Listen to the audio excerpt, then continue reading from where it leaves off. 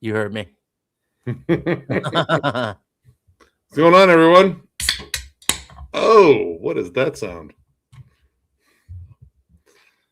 So, New Year's coming relatively soon. Got an hour and a half left of 2025. Hour and 29 minutes. Fuck 2025. Yeah, dude, I can't wait for it to go. Couldn't fucking leave without taking another musician, too. Motherfucker. So Yeah, we will have guests later on. They're just kind of all working on their schedules and shit, but good to see who we got here. We have Padre Algernon. What's up, man? What's up, Tyler? What's up, enemy? What's up, the Argent Paladin? All right.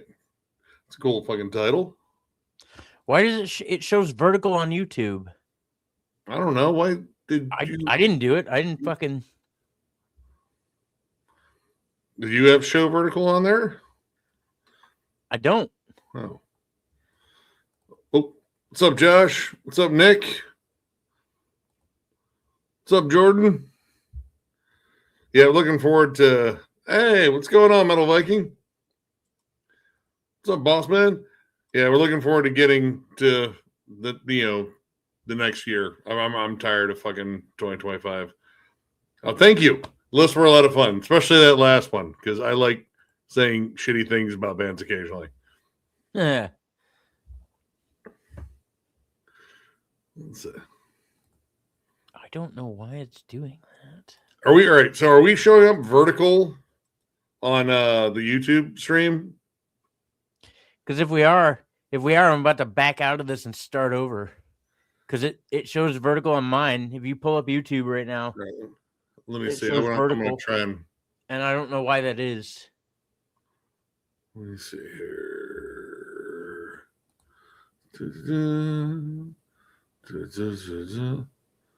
Wait, it shows two streams. What? Yeah, there are two streams going on. And so there are. That's weird. Okay. There's the other one that's not vertical. All right. I don't know why that is. So yeah, there's, I don't know. Maybe it just recognizes, I don't know, it's split in two. Beats me. I don't know. I think I know how computers work. It's weird because it splits the number, though. Because it says there are 16 watching on this one, and then yeah, and 15 on the other. What is this? It's fucking weird. No. Let me see something here. This is sorry. We're learning something. That's we're learning ish. I don't know why either. I don't know. Because if you go up to the top of our page, wait, what happens if we edit? Oh, wait. Select destination. What's up, Carpazla Tech? 5734. Sorry if I got that incredibly wrong. Guitars, the power they hold. What's up? What's up, Andrew? Well, you figure that out. I'm gonna get. Yeah, I figured it out, but I would have to start the whole thing over. Dude. So on our opening page, it says we can now stream in both formats on YouTube. This will create two separate posts, and you can count as two separate destinations. So I'm guessing the one is better for people viewing on their phone. So portrait for people viewing on a mobile device, and landscape for computer people. We'll just keep them both open, I guess. We'll just keep them both. All right. I love your sleep. I've had many sleep token takes over the year. I don't know. I'm eventually going to run out of jokes about them until they do something new and stupid. What's up, Pablo? Dude, that last machine had great. All right, it wasn't as bad as Catharsis, and I might take it over Supercharger, but that ain't saying much. Those two albums fucking suck. So yeah. Yeah, there's a different stream. I guess you can get the horizontal, like the more landscape one. I don't know. Again, we are learning things today. Yeah, we are. We're kind of old, I think. Yeah. What's up, Freaky Monkey? I just want to say, there's a fun thing to say.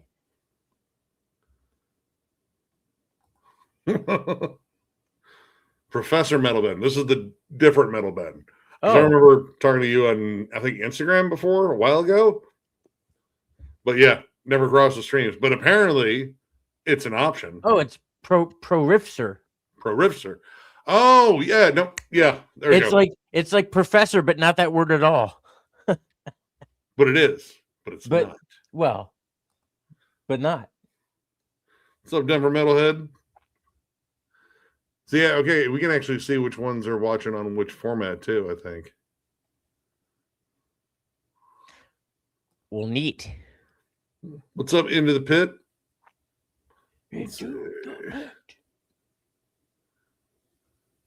Yeah, okay, we're starting to figure this out, kind of. I don't know.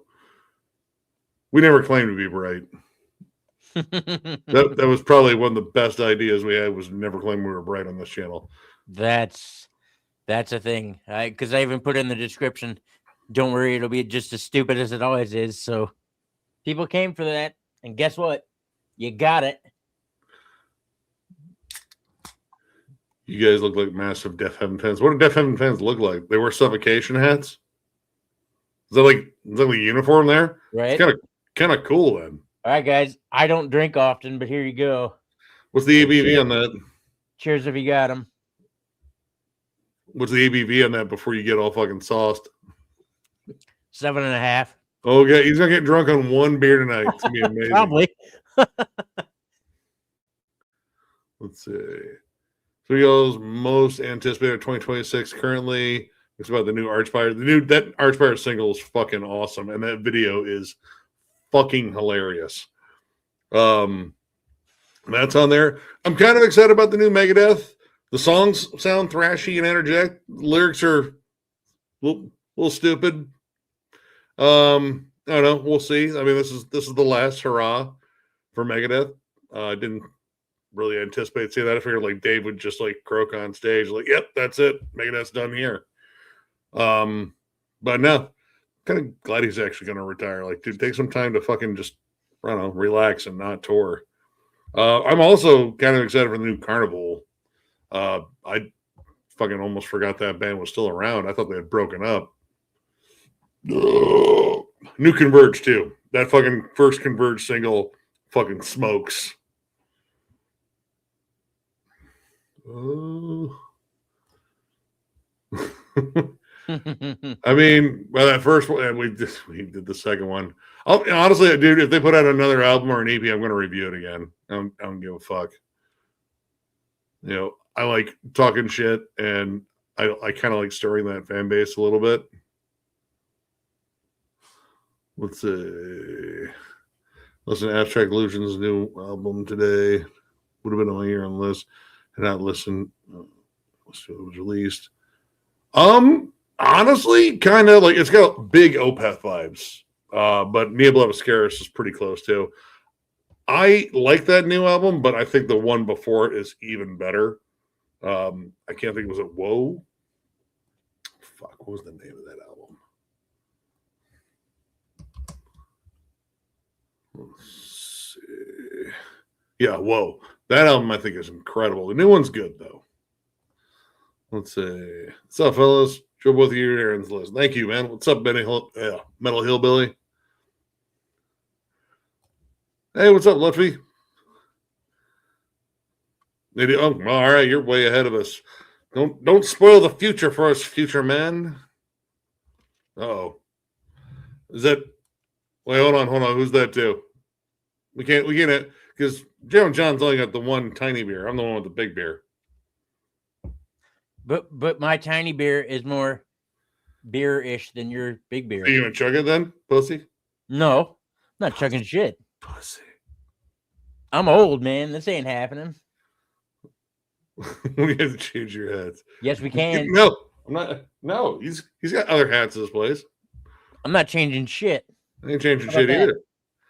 No, I'm actually, I'm doubling down on New York bands here. What's he got? No. Let's see. My friend, dude, honestly, I've only heard the one Mayhem single. I got to check out the second one, but I dug it. And I mean, honestly, if it's anything like Damon, I'm down. That album was fucking killer. Let's see. I don't. Every year, someone says their most anticipated new album.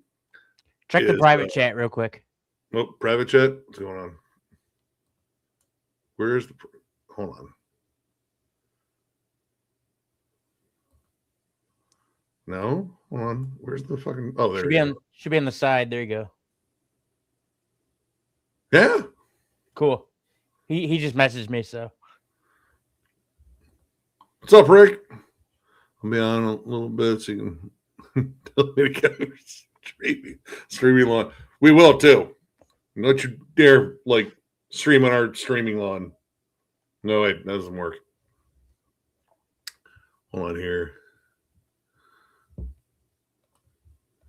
Dude, legit, Nick, when I was, I just went to Meijer just to pick up shit, and I was like, I'll just grab some beers, but I was eyeballing a 13% Four Loko. I was like, man, don't even have the caffeine in it anymore. What? It's not really Four Loko anymore. Like, Four Loko has to feel like your heart's going to explode if you don't commit a felony. Like, that's the Four Loko feeling. It feels like you're drinking, like, cough syrup and, like, battery acid at the same time. New Four Loko is just, well, this is sugary and it's got a lot of booze. It's definitely going to give me a fucking headache tomorrow. Well, Hazy Heart is better than Two Heart. I like Two Hearted. Two Hearted's damn good. That shit will get you fucked up pretty quick.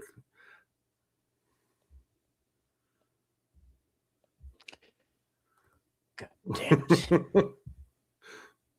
Holy shit. Well, that's two different devices we can be annoying on at the same time. It's amazing. Watching that. I'm sorry. That's my neighbor. What's up, dude? Let's see. Yeah, the song I Don't Care by Megadeth, wasn't digging that at all. Yeah, man, dude, the lyrics would have been ideal for, I don't know, maybe an old Suicidal Tendency song, but not from Dave. It just doesn't fit with Dave. Let's see.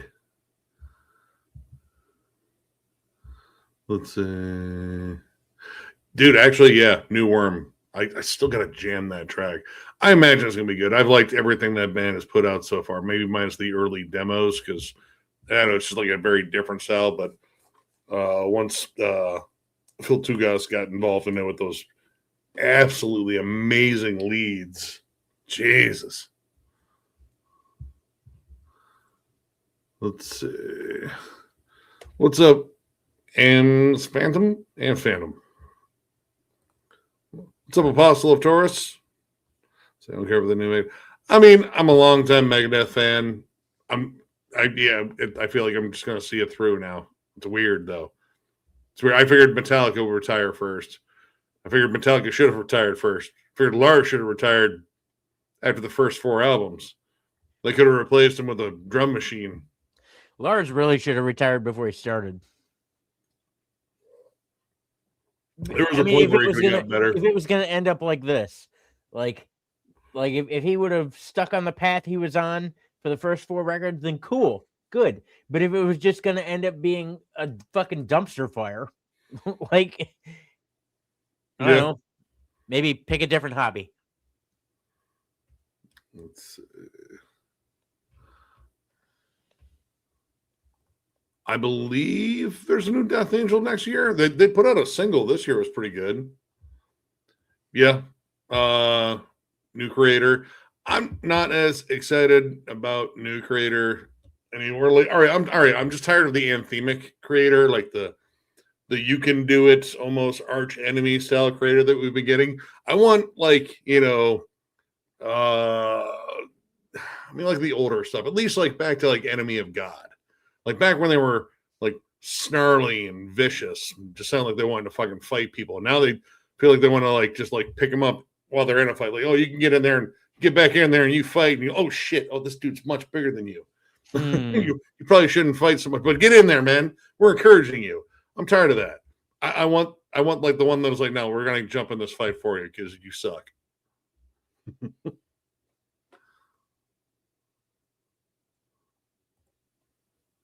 Actually, that's how it should probably end. I'm good with it, dude. I'd say we start a campaign to make that happen. What's up, Metal Music Meltdown?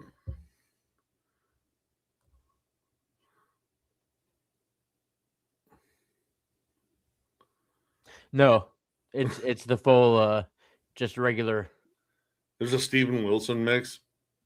There's a Steve. Yeah, I didn't know there was a Steven Wilson No Jacket Required mix. That's Awesome. pretty cool. Oh, device is not connected, but there's someone here.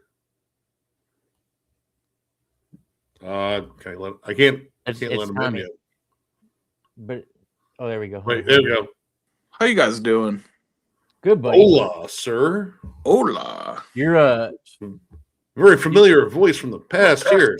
Is this a ghost? Is this a phantom? Man, the ghost of fucking the ghost of Sorry, yeah, my camera's not on right now for reasons that you're welcome that my camera's not on right now. You taking a shit? I am taking a shit. nice. Hey. I ate some zero sugar Reese's peanut butter cups and it turned my body into liquid on the inside. So here we are. Sure. Well, you've achieved the express lane. You've just unlocked that. Oh man, I would not recommend. By the way, everyone, this is the Tommy from back in the early days of the channel.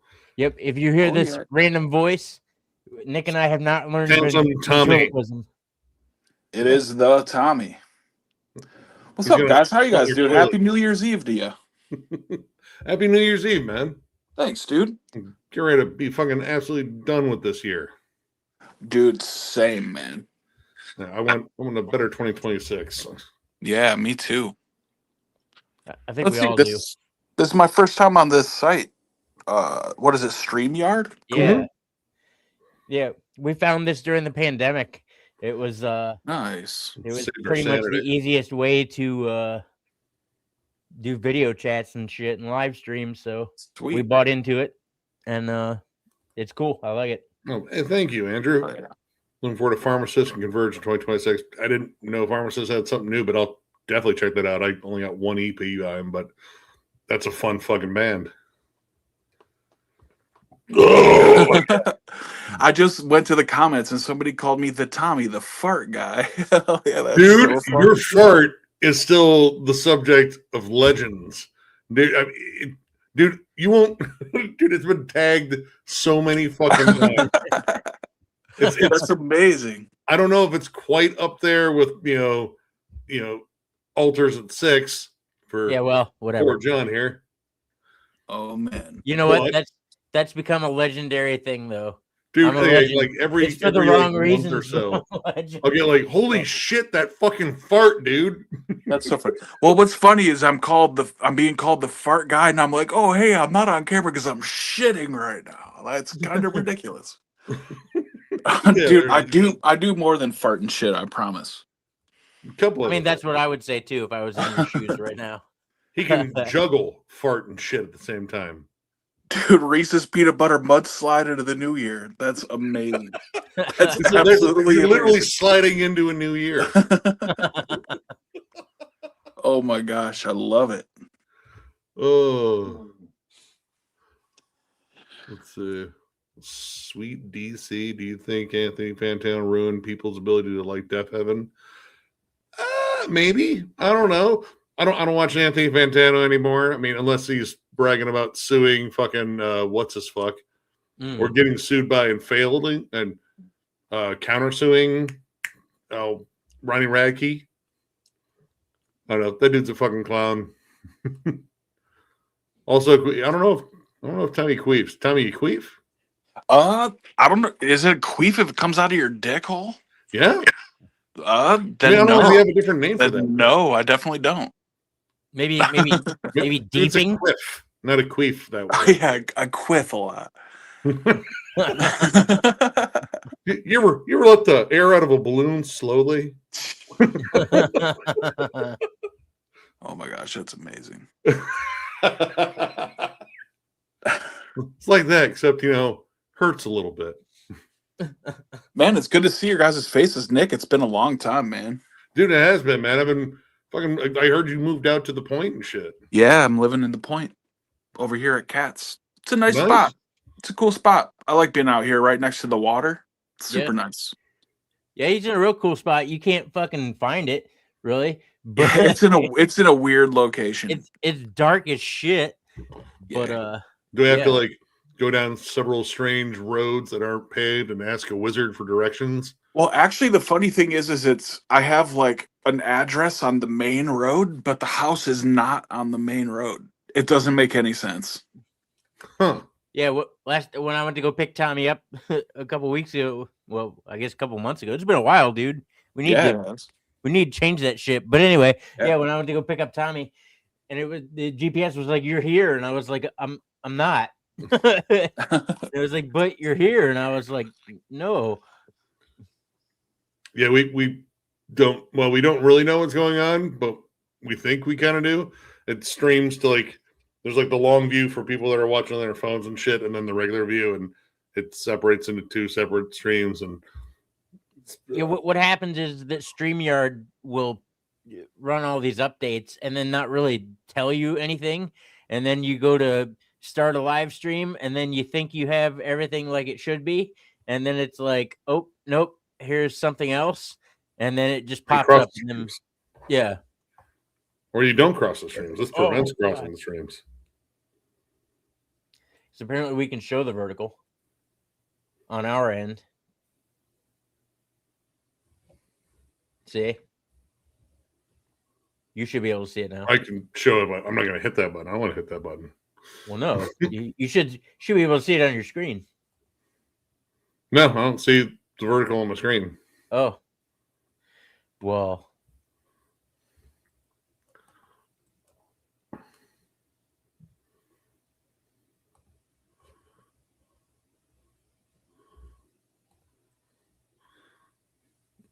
What's up, Grandpa Pain Elemental?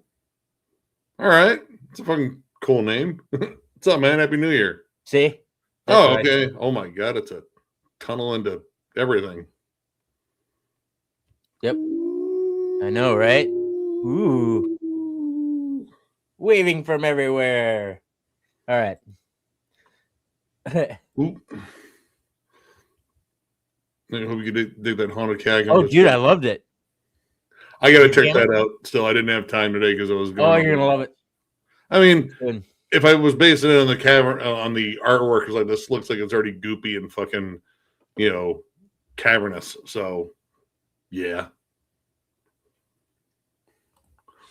What's up, Joshua Coe? I still need to check out Lich something. The other band that what's his name from Esoteric's in? Shit. Because Jeff was raving about him. Lichgate, there it is. Yeah. Somebody was talking to me about them earlier. Dude, it's dude from fucking Esoteric, the main guy. It's more like sinister Death Doom. Okay. He joined the French Foreign Legion. He is on their Wendigo hunting team. He should be in your area someplace, Robert. Jesus. Dude, he worked hard at that rank, okay? Yeah. Say, what's up, Tyler? Thanks, Thank you, man. Actually seen Spirit World open for Avatar, and both bands actually killed it, though. Alien Weaponry was okay, but not the worst I've seen. We've seen Spirit World. Who do they fucking play with? Oh man, it was some weird. Didn't they open for Revocation? Yeah, they might have. I think it was Revocation and Tribal Gaze. Spirit World was the odd one out. Dude, I mean, when they came on to warm up and get everything all fucking lined in, like they were all wearing all black. Like the bassist came in and he looked like he was like the head waiter at fucking Olive Garden. Yeah, and I was like, what the hell's going on? It's like, I don't know, maybe he had like a date night with the wife and she was on tour with them. I don't know. This is weird. But then they came on with the rhinestone jackets and fucked shit up. And yeah, they did, dude. yeah, they did. It pained me to put him on my disappointing list, but I didn't like Eldorado. But man, dude, Death Western, I will jam that shit any day. True that.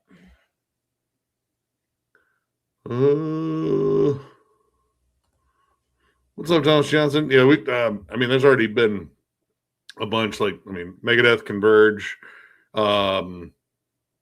Archspire.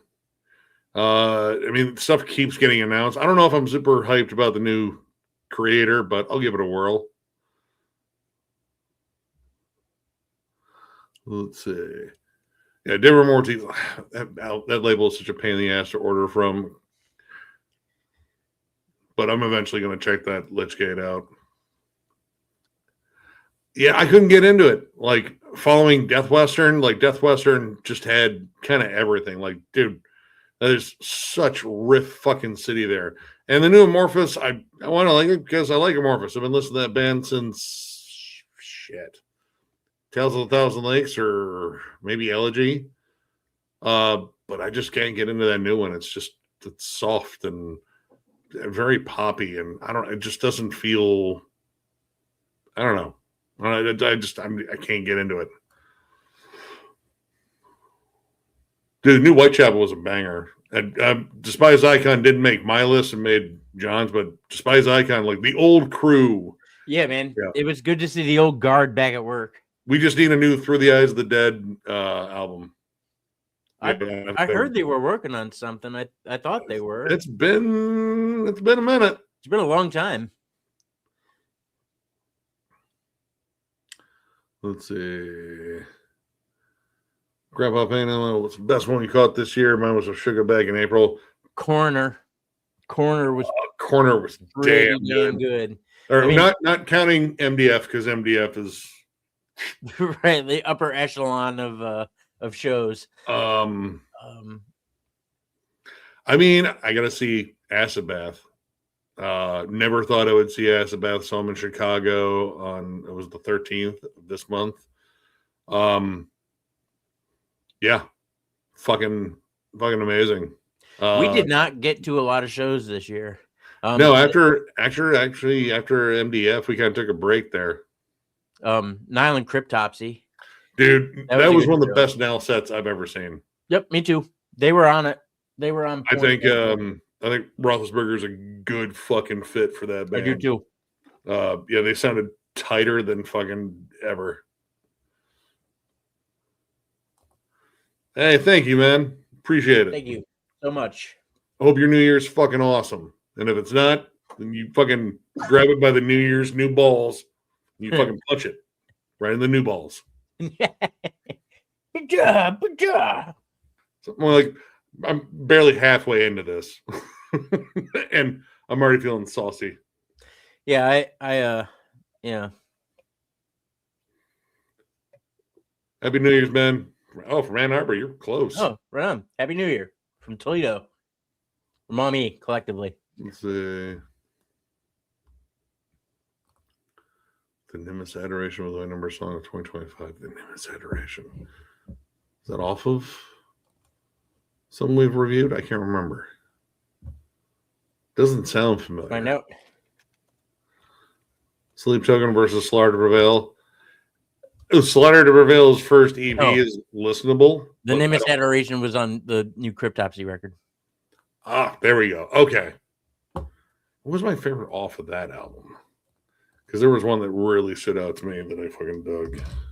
Oh, let me look. Ooh. You shut your whore mouth. Huh. It might have been The Art of Emptiness or Fool's Last Acclaim. Malicious Needs, the last track, was a favorite of mine. And Dead Eyes Replete.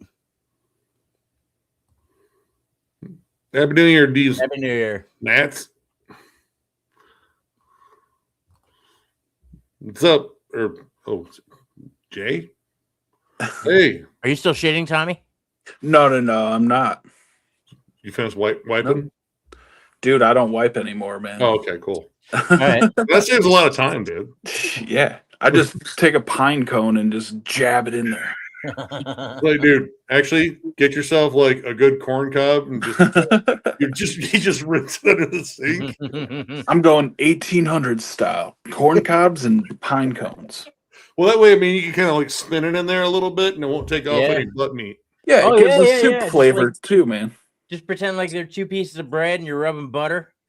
Yeah. Dude, that's so gross. I love It's more like, like Nutella, though.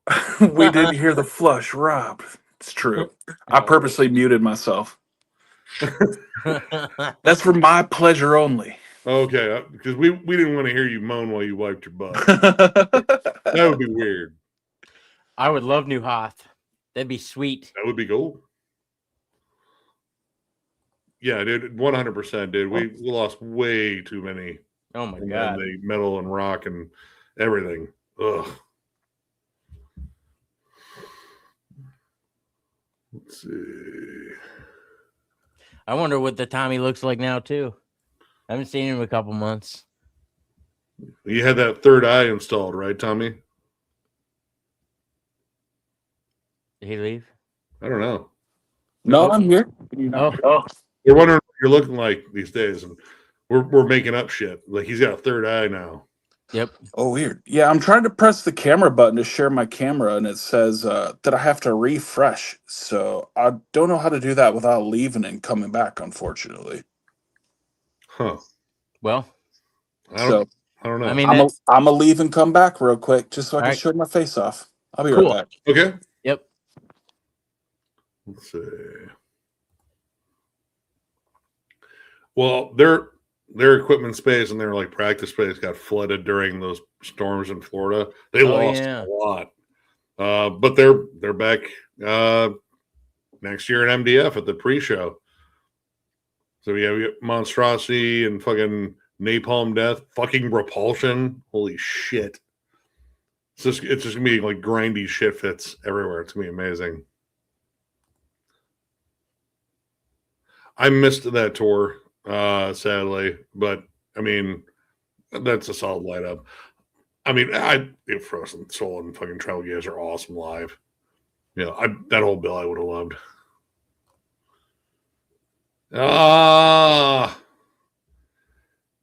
Maybe Catatonia, just because that Kiss cover was kind of interesting, because they covered something from Music from the Elder, which I don't know. That's just a weird Kiss album.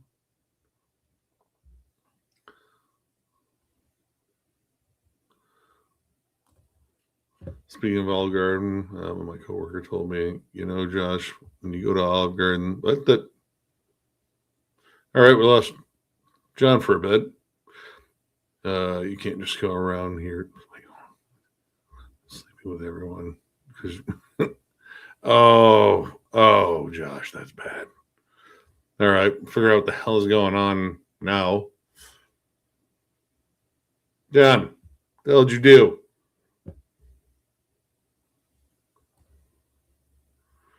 I believe should be seeing new stuff from Mother Graves, Empty Throne, Suffer, and Anger Rod in 2026. I'm down for all of those. Yeah, dude. I would love a new Suffer. That last Suffer album was fucking incredible. That was the perfect mix of carcass and suffocation that I didn't know I needed. And I mean, I should know I need that. Let's see. What's up, Sam Bowen? 3 p.m. here in Sydney. Anything you guys want to know about the future? Do we have flying cars yet? And do they shoot lasers? And how much are they?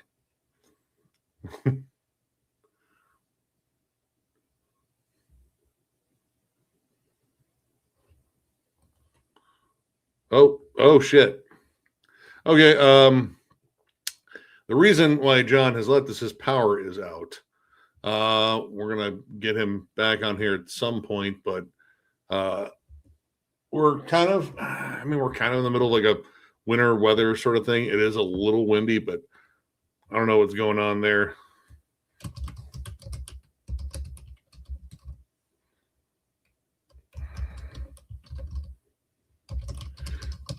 Yeah, he just let me know. So yeah, we'll have to figure out what's going on there. Hopefully Tommy comes back. We still have some other guests that are due to show up in a bit. But yeah.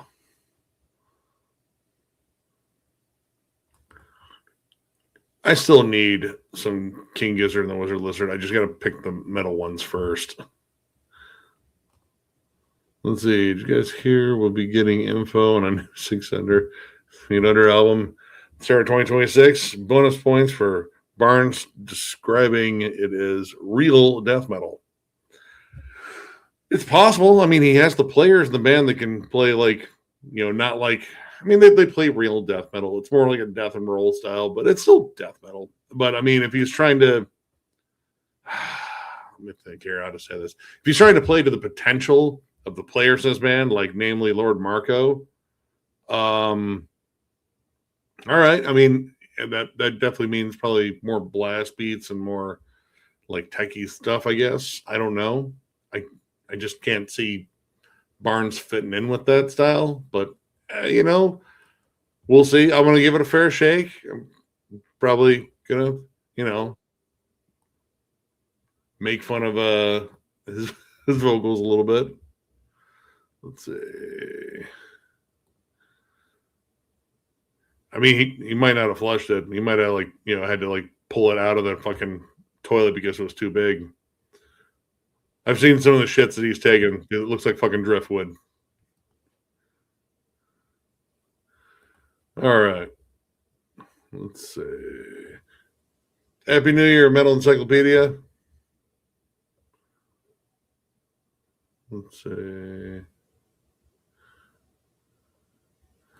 I believe Tommy's going to show back up at some point, but we're trying to get John back on here because his power is not doing so well. Hopefully that gets changed. Let's see. Oh, hey. There we go. Hey, what's up? Hey, sorry, what's going dude. on? It's being really weird and not letting me share my camera. Well, you're better than Noonan right now. You lost power.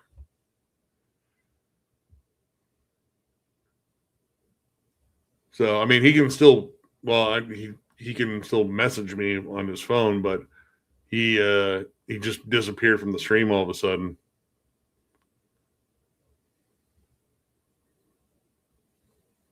You there?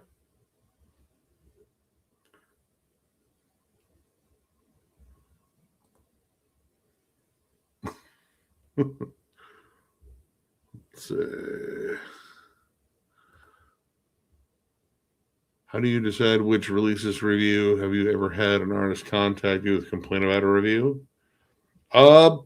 We just kind of go by what we think people want to hear about in terms of like bigger releases and such, and then whatever we don't cover in reviews, if I buy it, I'll cover it in a collection update. And we've had some artists contact us in the past about, hey, I didn't like what you said about our album, and it's like, hey, listen, it's an opinion. I'd rather say exactly what I feel rather than pander and whatnot. But most of them are pretty understanding. They know what's going on. Like, hey, taste is subjective. You're not going to like everything you hear. And, we've had a lot come back to us with like a lot of positive stuff, even on like negative reviews too. So, yeah, I mean, it's a chance that we can get yelled at, but I'm okay with it. Let's see. Dude, New Corrosive would be fucking cool too. Let's see.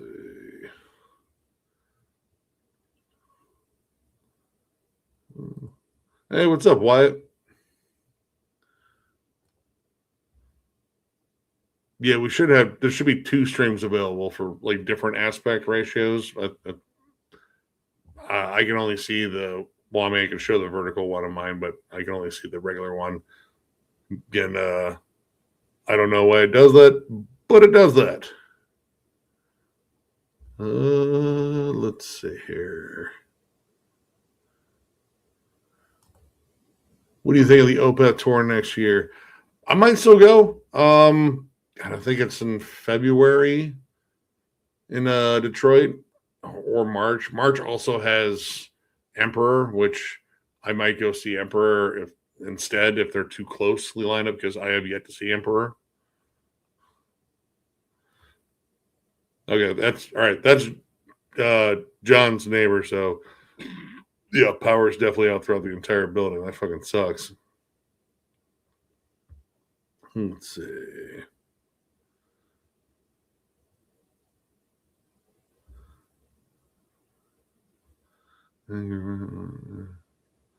Let's see. Metalhead Patriot 2006 production. Thoughts on Rambo? First Blood's an amazing movie. The other ones are they're all right, but First Blood's the real Rambo movie.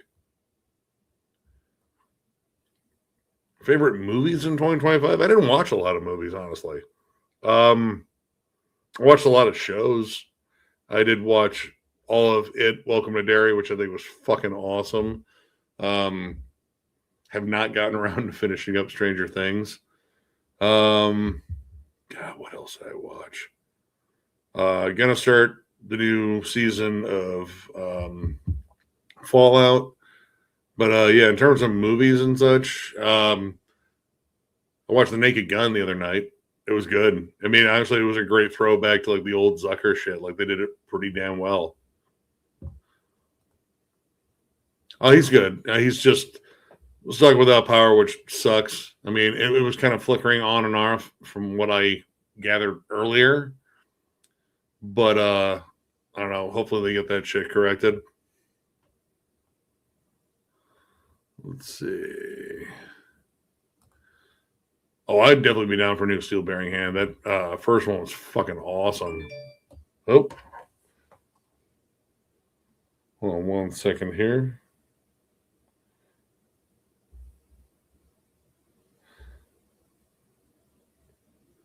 All right. Sadly, it seems Tommy's phone isn't connecting either, so I'm kind of left all by myself here. I was kind of hoping he would jump in, but here I'm going to message him really quick. Let's see.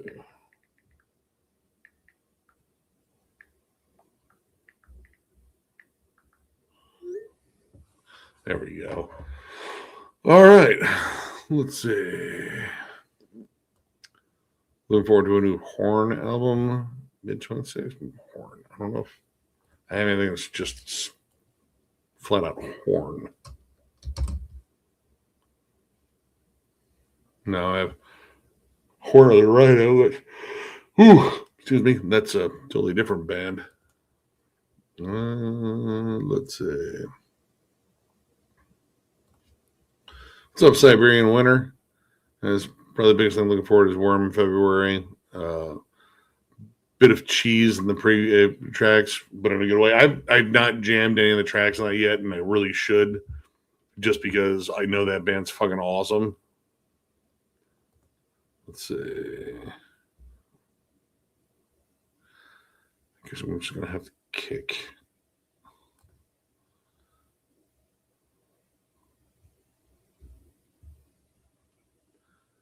Yeah, they're fine. Whatever. Oh, okay. Let's see here. What's up, NDFMQ? Yeah, I think we're just gonna like got a wintry mix, but yeah, I don't know. I thought it was. I mean, I don't understand how his fucking power went out. Like it's not windy out. I mean, hopefully it's not like some like just massive failure on a transformer or something like that. What's up, Dagwood? Happy New Year, man. I've got 45 minutes. You better get it together in 45 minutes.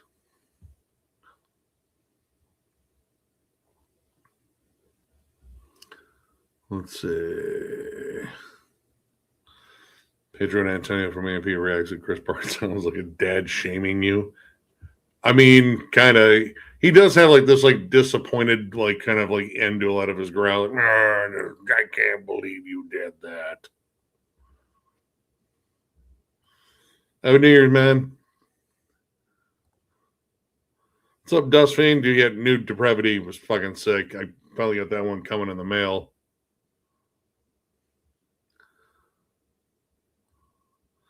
Yeah, I don't know. I mean, hopefully, Jeff said he was going to join. So was Rick.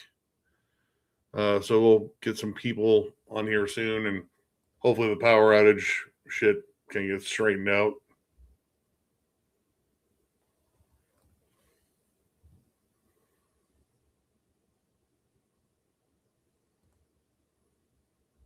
Oh, dude, Pontypool, good fucking reference. The virus that people like contract through just saying stuff. It was a good movie.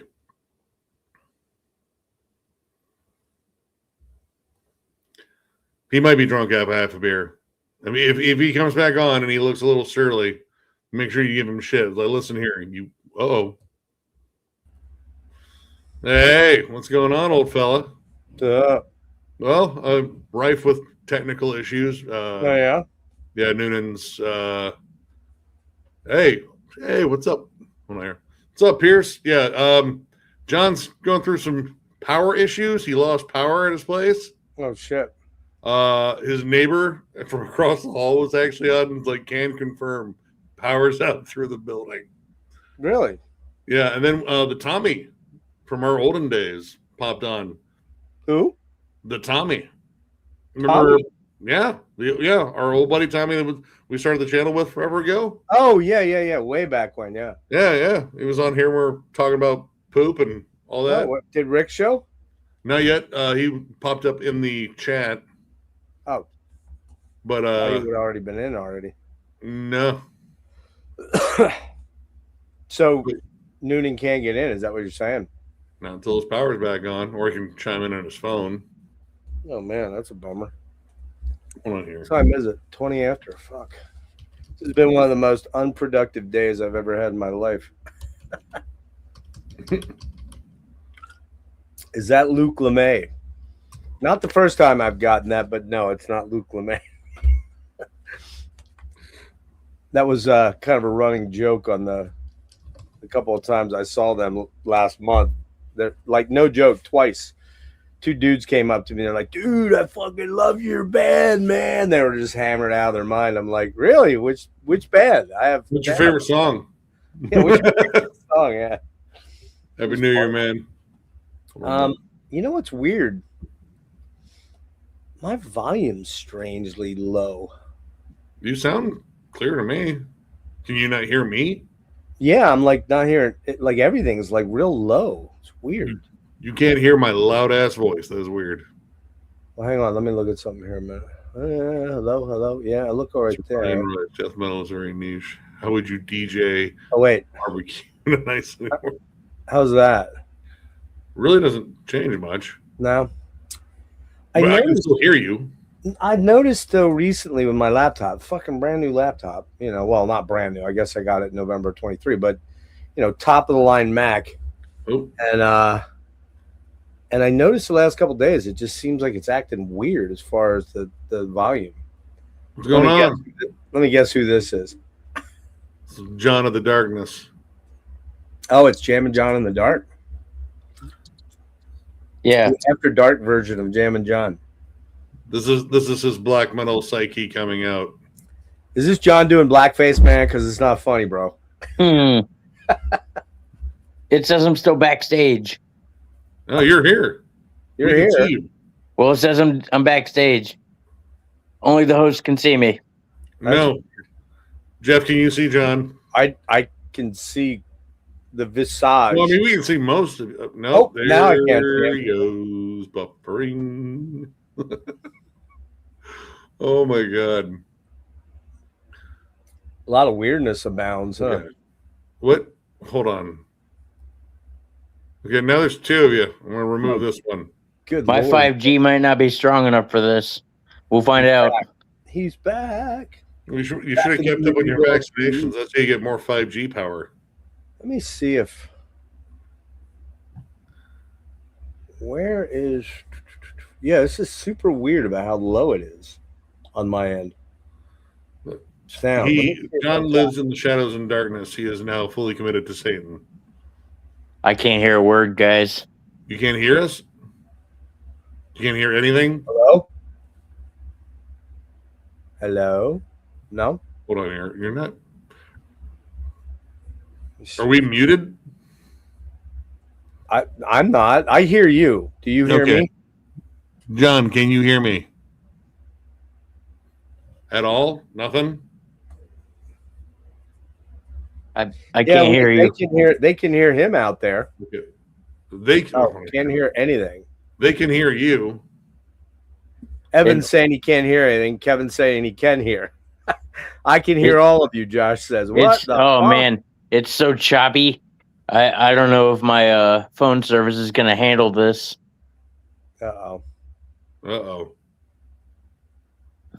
Well, I mean, we can wait. Like, did they call in about your power? No. Yeah.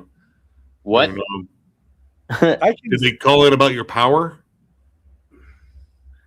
And nope, there he goes. Disappeared. You're not hearing him. I look, I'm seeing us. We're all on YouTube right now, Nick. Like, Yeah. Well, yeah. So I didn't. Let me see if I can hear it. Oh wait, There's 2 streams of us. yeah. We sound fine there. Oh, I know why you're low. I know why. I figured it out. Oh. It's on my end. I'm connected to a. Yeah, it's kind of out of his hands right now. I mean, hopefully they just get out there and fucking like fix his power.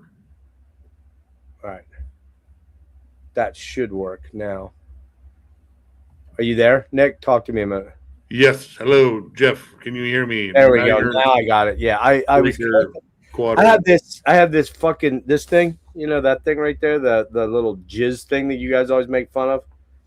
Oh no, your little Your CSI jizz spray thing. My CSI jizz sprayer. Yeah, that one. Yeah. Well, there's the black one that gets all the jizz. Every time I turn that on, the Bluetooth connects to the fucker, and I'll be like, I'll throw a video on. I'll be like, why the fuck where's that coming from? Like, where's the volume coming? And I'm like, oh shit. It's like I'm an idiot. I forget every single time but now it's working. I mean, we just had a Lick album this year, so I don't know if that one's going to happen. But I mean, if there's a Lick album you haven't listened to, shit, 2:37 a.m. Hey, down at the bottom from John. Oop, 2:37 a.m. is when and it just came back on. There you go. Is it 2:37 already? Fuck. That was the fastest minute ever, man. It was like a time warp or something. Yeah. Now, I got to think if we're going to let him back on. Yeah, do we want to let him on? I don't know. We can think about it for a bit. We've got time. We've got we got time. It's only 36 minutes yet. Maybe we'll let you on right around midnight, John. Just, I'm just kidding. I don't know where Rick's at. Let me see what's going on with him. I know thought he was going to jump on. I don't know, unless he's decided to do something on his own. No, he said he messaged in the chat a while ago. Oh, he did? Okay, all right. Yeah, probably like 20, 30 minutes ago. Okay. So, got it. Guys, you know how to bring John back. You have to clap your hands and say you believe in fairies. Come on, let's hear it.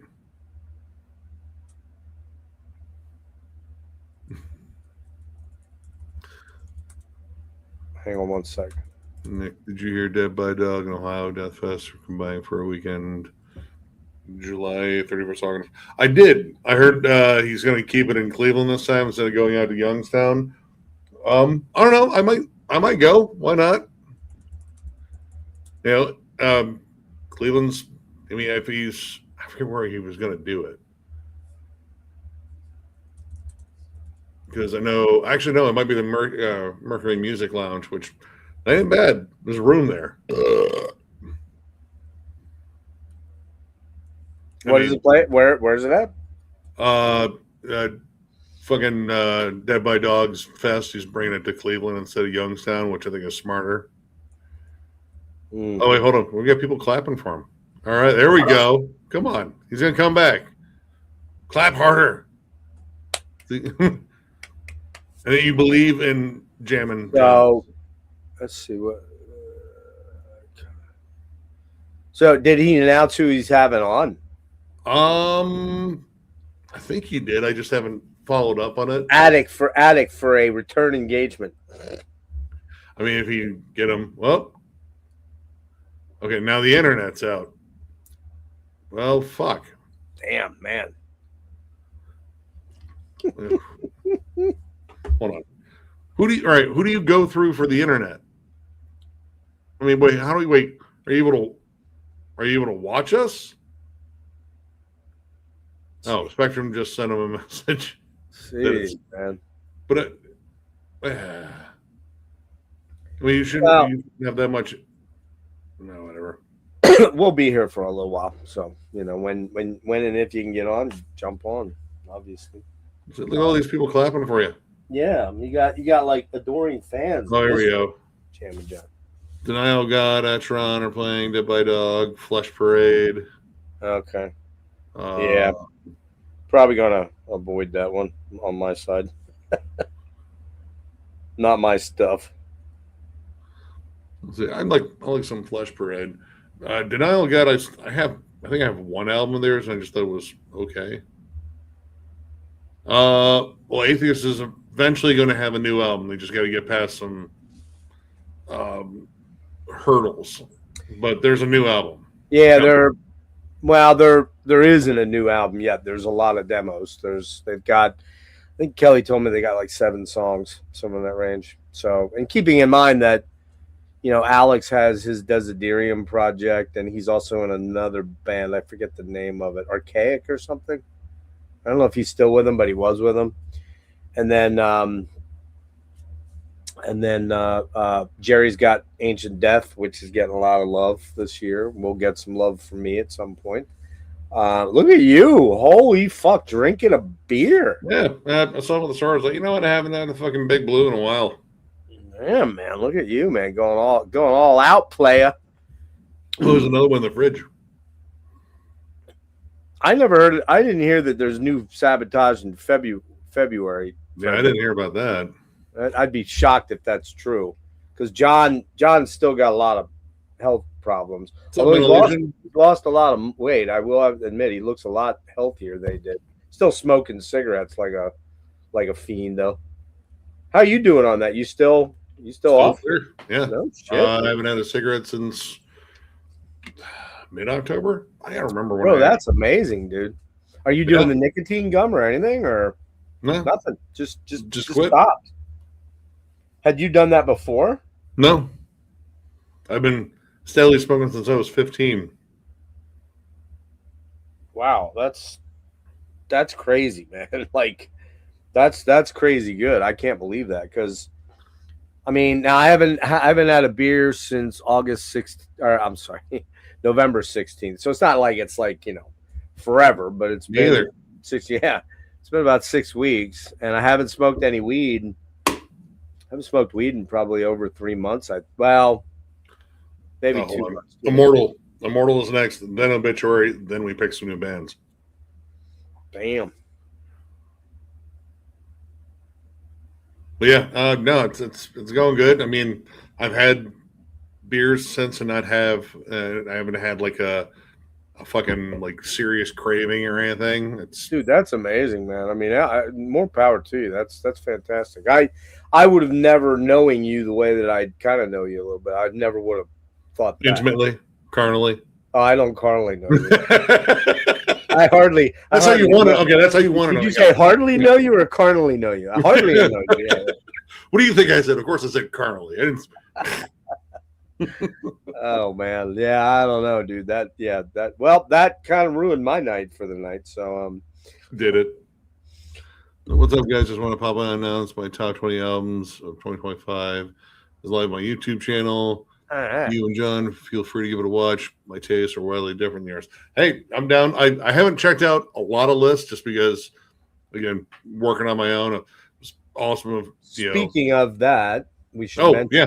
And for those on here, because we got 75 of you, if you guys aren't doing anything on the 3rd, around Saturday night, 8 p.m. Eastern start time, probably end around 2 a.m. like it usually goes, about 5-6 hours. We're doing a year recap, the top 25 from a variety of us. I mean, myself included. I might be a little bit late because I forgot there was like a family thing, but yeah, should be here on time. So the guys like a lot of the Satter Slay crew guys like Rick and Logan and Kellen maybe and Tyler, Jimmy, Peter from overseas, Roger from overseas. So we'll have a mixture, and that's not everyone's doing a top 25. I think me and you and Rick are, that I know of for sure. I think like Jimmy and Tyler and Logan are going to do, they've already done a top 10 elsewhere, like on Heavy Metallurgy or on their own thing. Like the hiking, Jimmy's hiker group did one back about a week ago. So they're going to probably do like 11 to 20 or 11 to 25. So you get a lot of, you get a lot of variety. I'm not a full on always, extreme metal guy. I always have 4 or 5 choices that are kind of out the doom folk or, Mine was mixed this year. It wasn't all extremity. Yeah. I mean, most people know what my number one was. I don't know, it was a good year. There was a lot of right. It was one of the toughest years for picking a number one for me. Yeah, I haven't watched anyone's list yet, and here's why. I did not want to get like influenced to go check out things that I just felt I didn't have time to. For example, I really whiffed on Have a Krunu all year long. I don't know why. I just did.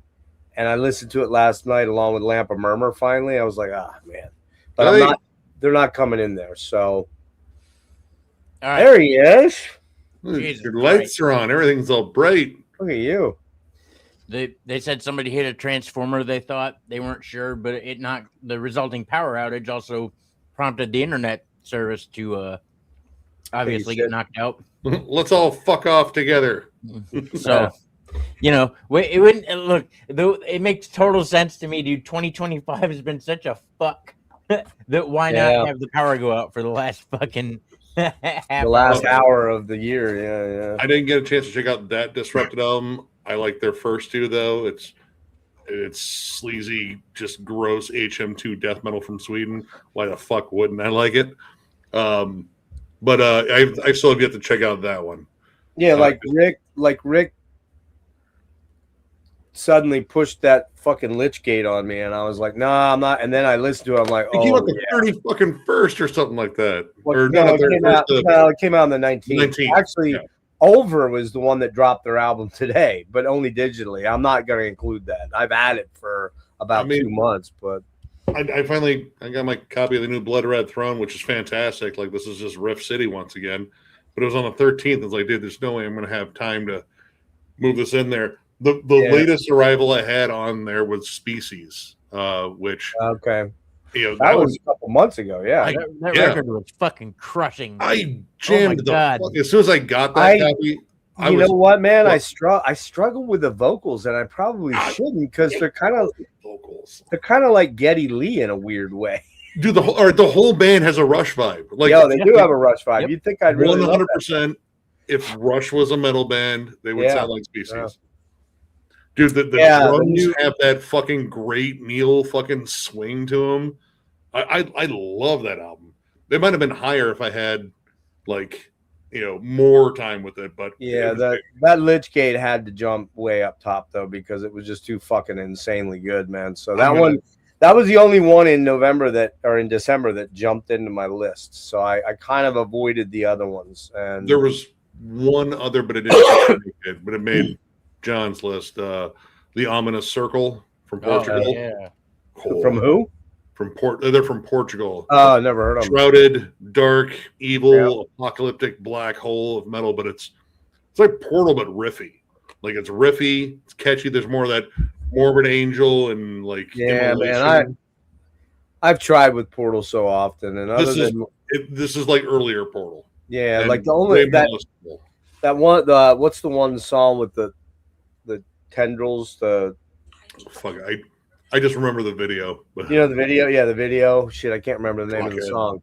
I do like that song. It's just one word, but I've tried every Portal album going way back, probably 15 years back to like Glummer Funnel or whatever. I can't get into them, man. I have Vexavoid, and also that one's not bad.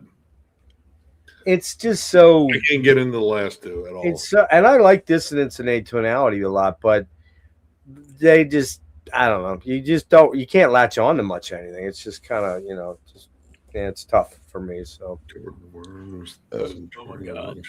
Oh shit. Well, I want to check that out. That different kind of worms there. Like weird kind of Melvins-ish sludge band from Louisiana.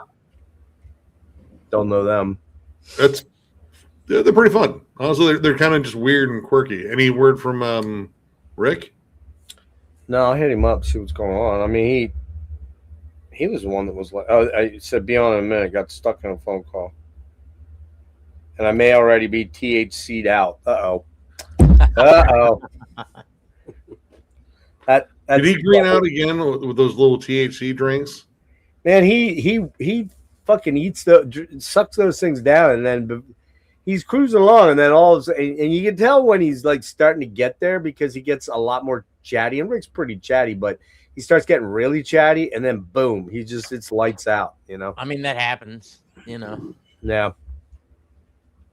Those things make me feel weird, man. Like when I've drank them, they make me feel kind of like they're strong because they're they take a while to hit you because they're going through your gut. But once they hit, they fucking hit. Oh yeah. But they make me feel really like fucking like kind of paranoid when I drink. Yeah. Edibles and I don't get along, man. Yeah.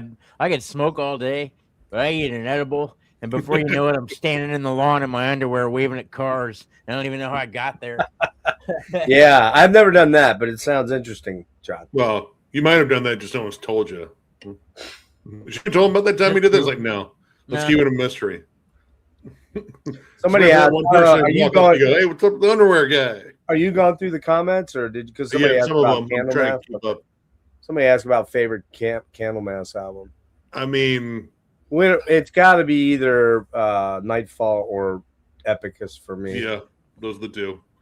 I mean, I do like the later stuff. I like Grey Islands quite a bit. The Grey Islands is my favorite one with Robert Lowe. Yeah, it's my favorite with him too. I actually like all three of those. A lot of people kind of don't dig them as much, but I like them all. But King, and I like the one. What's the fucking one with that? It's a Roman numeral. Is that 6 or 5 or 3 or no? What the hell is that called? It's the one with that, not Goran Edmund or what's his name, Stefan something. It was right after Dactylus Glomerata and Abstract Algebra. I don't remember the name of it. It's a Roman numeral, I think. The 13th Sun? No. Oh yeah. What's that called? Oh, the 13th Sun? Yeah, what year was that? From the 13th Sun. From the 13th Sun, yeah. That one's really good, actually. That one's kind of got like a little bit more like a stoner metal sort of vibe. Yeah, kind of a heavy metal vibe a little bit. Tales of Creation's up there for me just because, I like that one a lot. Dark Reflections, that fucking riff. The first 3 Messiah albums are fucking, kind of canon. But I really do love Johann. I like Johann's voice. He's got that gravelly, like, kind of quiver, like, oh, let me tell you a tale of misery. Yeah. I love that. And I'm guaranteeing you that something he was involved in, not named Candlemass, is going to be on my top 25. Oh, I already know what it is. Yeah. Although it's technically a 24 album, but it didn't get a release until 25. So TSC's new joke, my boss. Yeah. I'm not even going to bother with them. I've seen what they do to Rick. Like all of a sudden, Rick's just Chapter 7 or 6. That's it. Chapter 6. That's it. But I like From the 13th Son too. But Chapter 6 is also great too. I mean, to be honest with you, man, like there really isn't a really bad. There isn't even really a mediocre Candlemass album for me overall. Dactylus is a little weird. I will say that It's weird. It's kind of like it's almost like a grunge album in a weird way. Like weird 70s prog moments too. Yeah, like, but that's why I dig that about it. I mean that was like the one that it's like the oddity that can appeal to people versus stuff outside of just doom and gloom. But yeah, I definitely want to go over the new Ruins of Beverest. Ruins. That's the one big, I guess, big ticket item I'm probably going to spend money on this year as far as vinyl, because I like one. Yeah, but I mean, I've been there he is. Yo, did I put down those fucking THC drinks, man? Stoner boy has arrived. Everybody, did I drop the ball on this one? No. Or did you drop both your balls? Has that happened for you yet, Rick? That happens after 50, right? His voice does sound tell deeper. Jeff that's the thing. Well, I don't know. I'm not sure. When was the last time we got our T levels checked? You know? I did recently. It was, not where I'd like it to be, but I'm almost 60, motherfucker. I had a coworker tell me this like the other day. I'm like the way you should go get like your prostate exam, you should go get your T's checked. Once you hit your 40s and up, it's like I don't even know how to go about that. Like, well, Nick's pushing 50. Well, it's a blood. The T thing's a blood test. So is the fuck. What's it called? The I hope the person that gives you a prostate exam, John, has like the thickest fucking fingers ever. Well, I've had a couple. I've had a couple of those. I'm not gonna lie. But I will say, my absolute favorite one was when Dr. Maria Hayes gave me a prostate exam. I kept thinking about my grandmother the entire time because Dr. Hayes was pretty fucking hot, and I was like, man, I don't know, I might get into this a little too much. Oh my. Yeah. So. What's the fucking the level for your prostate? What's that? There's a test for that too, a blood test. It's not A1C, that's diabetes. Fuck, what's that called, man? I had that just done recently. And that's a blood test. But to actually check your prostate, they kind of gotta go in there and feel you up a little bit. I'm good. It's fine. I had a talk with it, and it says, "Hey, we're good here." It's a PSA. That's what it's called. Well, you go for a prostate exam, and you look at the wall. There's like a plaque. You think it's going to be like a bunch of PhDs, world body lifting champion, like right there. And you're like, what was that movie? What, Nick? You'll remember this. What's the movie where was it Vacation or whatever? Where the guy? No. You're thinking of Fletch. Fletch, yeah. Glove. And that guy with you do any time? The doctor with that strange eye that always wandered. He just died like this year. What? Really? Emmett Walsh. Emmett Walsh. He just died. He had to have been like 8,000. Oh, dude, yeah, he was like almost 90. Really? Yeah. Then scroll down all the way to the bottom. No, that's not him. That's not the guy I'm thinking of. Emmett Walsh? Hold on here. I don't think that was him in the movie, was it? Yeah. Hold on here. Was it? Yeah, you're right. He did just die at 88, but that's him. Are you sure? I could have swore it was the dude with the really hairy eyebrows and the eye that goes. You Fletch fans remember the doctor that gave Chevy Chase his prostate exam. Okay, all right. Well, then that's maybe not the one I'm thinking of, because there's a guy. You guys remember the actor from the 50s and 60s? He has the super bushy eyebrows and the eye that went off to the side. You remember him? Sounds like my family doctor when I was 8. You sure? Hold on. You sure not like confusing me with like a weird episode of Columbo? No, it's not him. I'll be right back. I gotta pee. I Here it hope is, this here it is. mystery is solved. He's gonna go start his self-prostate exam. I can't read Yeah. that far. Hold on, let me see if this. Oh, I think it was. Is it this guy? I think it's Will Poulter. Let me see. Let me see if that's the guy. I think this is. Yeah, I think this is the guy. Hold on. And maybe this is too old for you guys. Or yeah, too old for you guys. I'm gonna No. allow it.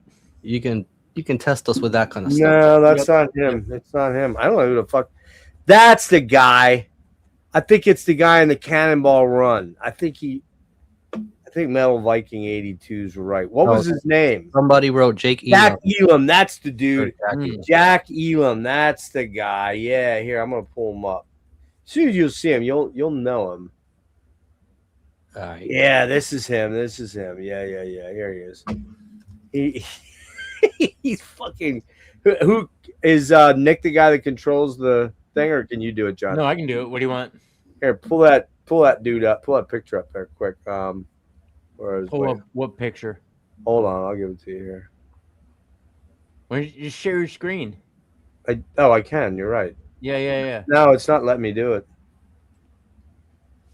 There you go. That guy. Yeah. Remember him? Yeah, I've seen that guy. Yeah. Yeah. Now he had like the fuzzy fucking eyebrows and. You ever watch Support Your Local Sheriff? Yeah, with James Or, Garner. Yeah. Yeah. Or the Apple Dumpling Gang. Yeah, he was in that too. Yep. That was Yep. it. Yeah. Yep. That's why when Nick said he just died, I'm like, nah, dude, that guy's been dead a long time, man. Let me see. He died in 2003, Maybe he came back to life for a minute. and he was actually 82 when he died too. Yeah, I don't know. Maybe. Man. Some people just have this weird look, and they work for certain, like a villain or whatever in movies, just because they just fucking look weird. Yeah. You know that dude from like The Hills Have Eyes? I think he's Yeah. the one. Yeah. He's still alive, by the way. Yeah, I was gonna say, is he still alive? Is he? Yeah. Wow. Who's still In- alive? He's the dude from The Hills Have Eyes. That weird. Oh, dude. Kevin. to do with alopecia? Yeah, that dude. Is it Yeah, Kevin? no, he's still alive. Because Nick, the guy I was talking about was Jack Elam. Elam. Elam. Okay. You don't remember him? Look him You up. showed a picture a minute ago. Look him From up. wait. You missed it. He was the doctor in your Cannonball. self-prostate He was the exam. doctor in Cannonball Run. That's the guy. Oh, hold on here. Elam or Eale. Yeah, Elam. Man. Oh God, dude, that dude. Remember that guy? Yeah, well, I mean, only from that movie, and it looks like he did some westerns. This is the only movie I remember him from. Did you ever watch Support Your Local Sheriff with James Garner? Yeah. He was in that. He was in the Apple Dumpling Gang. The only thing I'm recognizing from is Cannonball Run here, because I definitely remember that doctor.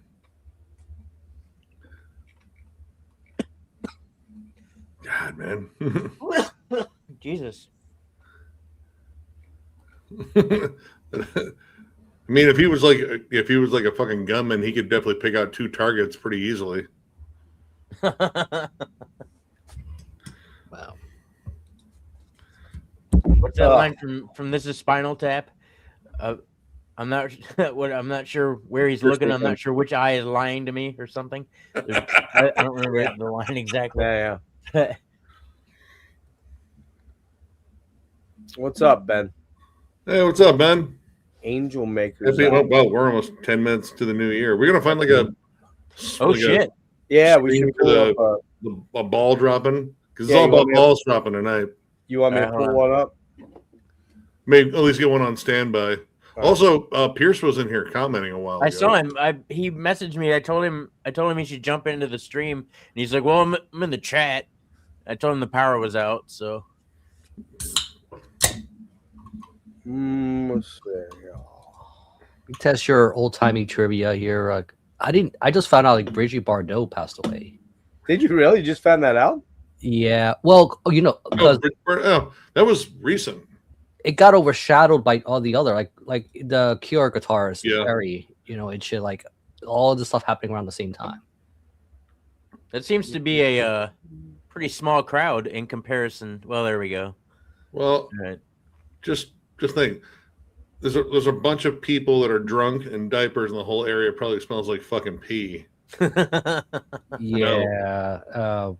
I know Chris from Metal Maniacs. He went one year to the whole like New Year's and fucking Times Square thing. Fuck that. And Man, dude, that's one thing I thought about doing. Oh, you got one up? Okay. I thought about doing it years ago. I have zero interest in ever doing that. there's too many people. You pretty much you gotta have your depends on. Like all these people got it. Yeah. You have I mean, it depends. Well, I mean, all right. All right. Yeah, there's definitely some peeing going on. There's got to be a couple people shitting in them too. yeah, tonight. Yeah, I would think. Well, if you're after a while, then your log, it's like there, like negative, like There was- weather. There was a New Year's Eve. I want to say it was maybe 4 or 5 years ago, like right pre-COVID, I think, where it was down around fucking zero. It was like 5 degrees out. I'm like, who in their right mind would want to be out in that shit? Like, and I used to really like the cold. I can't be in it now, but People that don't understand how natural selection works. yeah, or that just the alcohol numbed them so much that I mean, like, there's no way. I don't think I can get that fucking drunk, man. I mean, my buddies and I have been out in the freezing cold, drunk, like grilling fucking food and shit. That booze does help. Yeah, I'm sure. I don't miss those days though. This is the first beer I've had since MDF. Is it really, John? Yeah, and I'm halfway through it, and I'm already feeling fucking ready to rock and roll. There you go, dude. I don't know if you saw. I haven't drank in like almost 7 weeks. So, Oh wow! or Look at you. smoked weed. I haven't drunk since last night. And you know, I, and you know I've that, drunk since last year, almost. and at MDF, I was just drunk every minute of every day. Every single day. He woke up drunk. Yeah, I man. went to bed drunk and woke up drunk. Yeah. Snorting rails of coke off of clown boners. Another drink. Yeah. Clown boners. Those gin and tonics, though, they helped you get to that. Yeah, here you go. The gin and tonics helped me stay upright. Oh yeah, they A lot got of you to like, all right, drunk, not quite drunk, maybe a little drunk, buzzing. All right, we'll hover here for a while. It's funny. You'll remember this quite well. When we were watching, I think it was that French band. Out in the Thralls? yeah, and the dude ran into me with the beer. I turned and ran, and he ran. into me. Yeah. His entire I've run into him twice now down in Baltimore. He always comes up and goes, "Chad, man, sorry, bro, can I buy you a beer?" I'm like, "Nah, I'm good." Or seems like every time he's asked me, I've had a beer in my hand. I've bought my own beer. So he's cool though. Todd, I think his name was. I mean, a little bit. Julian, he did always seem to have his glass, and it was almost always one of those gin and tonics. Yeah, I did kind of have a glass in my hand the most of the time. A lot of explaining with that glass. And you checked out this band? Yep, they're really good. But I wasn't like shit hammered. Oh no, you weren't like shit. All right, I was shit hammered the year before at the Sodom show. Yeah. Oh yeah. Oh yeah. Oh yeah. Oh. I was real fucked up that night, man. I mean, you got coming to also the MDF? tip. Yes, we saw you In this 2026, year. Rick? What's that? Are you coming to MDF in 2026, Rick? MDF? I don't know yet. It's a little far out, but There's also the Metal and Beer Fest, which is now all ages, which is kind of. I weird. saw that. Are you coming in for that? I'm actually pitching that one to John, brother-in-law John, and maybe seeing if my oldest nephew would like to go, since it's all ages. He's also taller than you. Yeah, that He's one. taller than me. He's taller than me. Yeah, well, He's that's 6. not I think he's 6'2" or 6'3" now. He's how old And is he? he's like 14. 14. He'll be 15 Holy in February. wow. That's crazy. I know. Yeah, he can dunk on all of us. Hey, is that Erica Kirk? Is she out on her grief tour right here? No, it's not her. Well, no. She would have come in like a fucking swing with sparklers attached to her, like, rest in peace, bitch. I'm rich. I think I am about 90% sure I'm not going to be doing nothing on that decibel turned me on at all. You know my taste, and it's just not my. It's very much an Albert fest. Necrot's the only band I'm kind of into, to be honest with you. Are you talking about the Philly one? Yeah, it just doesn't do a lot for me, man. We'll see what the pre-fest is. But I definitely am only coming for Thursday and Friday at MDF. I'm not doing the full 5 days. I mean, those are the 2 days. Municipal Waste Yard of Partying, dude. You can go nuts to that. That's Pizza What? Rat classic right there. Who? Municipal Waste doing all of the Art of Partying. They're all right. They're not like one of those bands I'm like I'm dying to see. But they're fun live. They're unbelievable. Oh yeah, I bet. Who else is on there? Kylesa, dude. That's a bucket list band for me. I love Kylesa. I saw them with Mastodon. Yeah, I was surprised by that one. Yeah, they haven't put out anything in years. I mean, Is that a female fronted band? Yep. From Georgia. I got to be honest with you. I don't think I've ever listened to them before. Dude, listen to Static Tensions. That album whoops ass. Fulci would be cool to see. Yep. I saw them just back in October. No Mas too, man. Like holy shit. Let's see. Yeah, their last album was 10 years ago. Yeah, no more riffs. Like that's Death Grind. I think even you would like, Jeff. No Mas. Very riff oriented.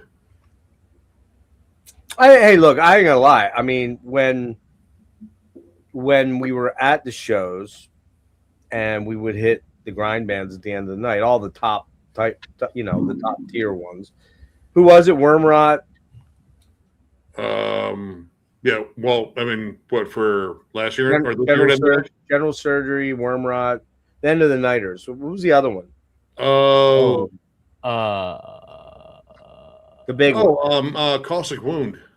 Yeah. At the end of the night? They were later. They were a later one, I think. On the last day, right? They were last day. Maybe I only caught General Surgery and Wormrot then. I was thinking maybe I saw one more. What was the last band of the fest? Was that Wormrot? Wormrot. Yeah. They were pretty fucking wild. Oh, they crushed. They were pretty wild. They said this year's going to be kind of quiet for them, other than recording a new album. But they got basically the fucking Wednesday. The pre-fest is pretty much a grind night. Which Monstrosity is on there.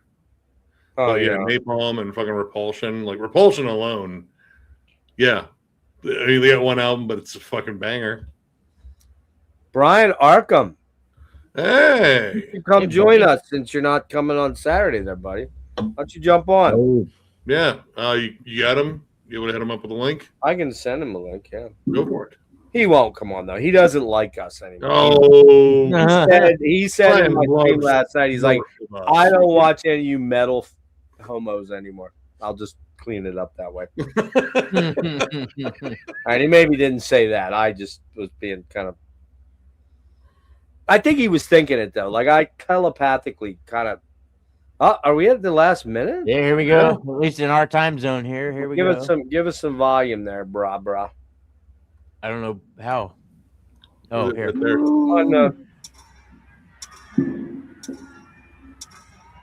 You know what? I don't like the ominous taking.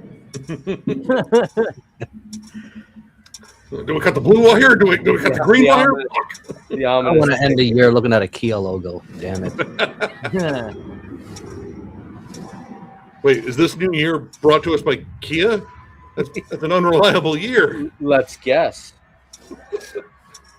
It's going to break down. They better have given us a spare year.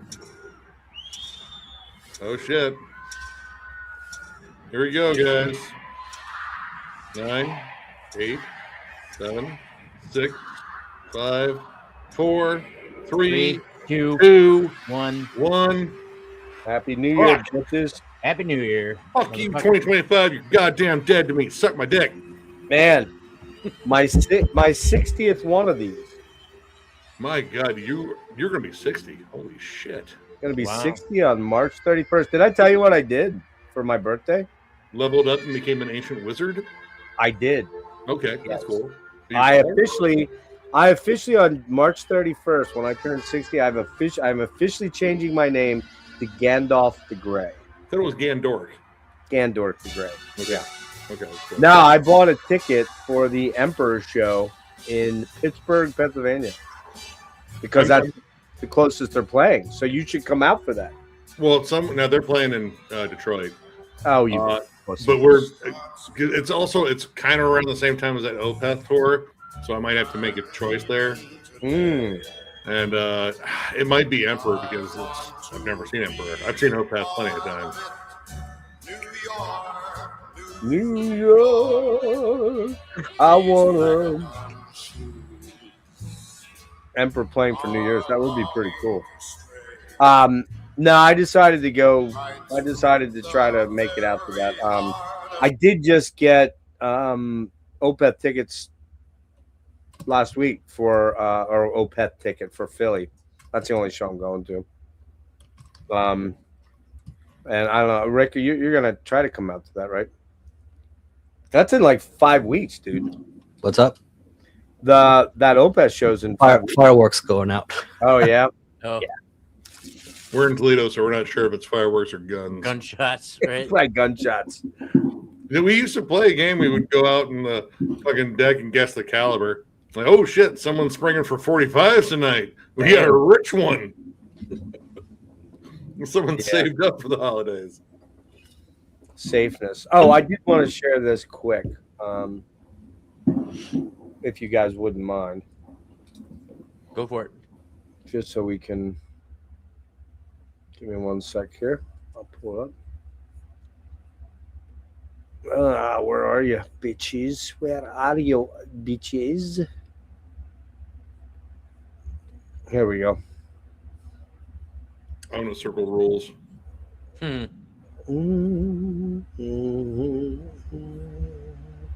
All right.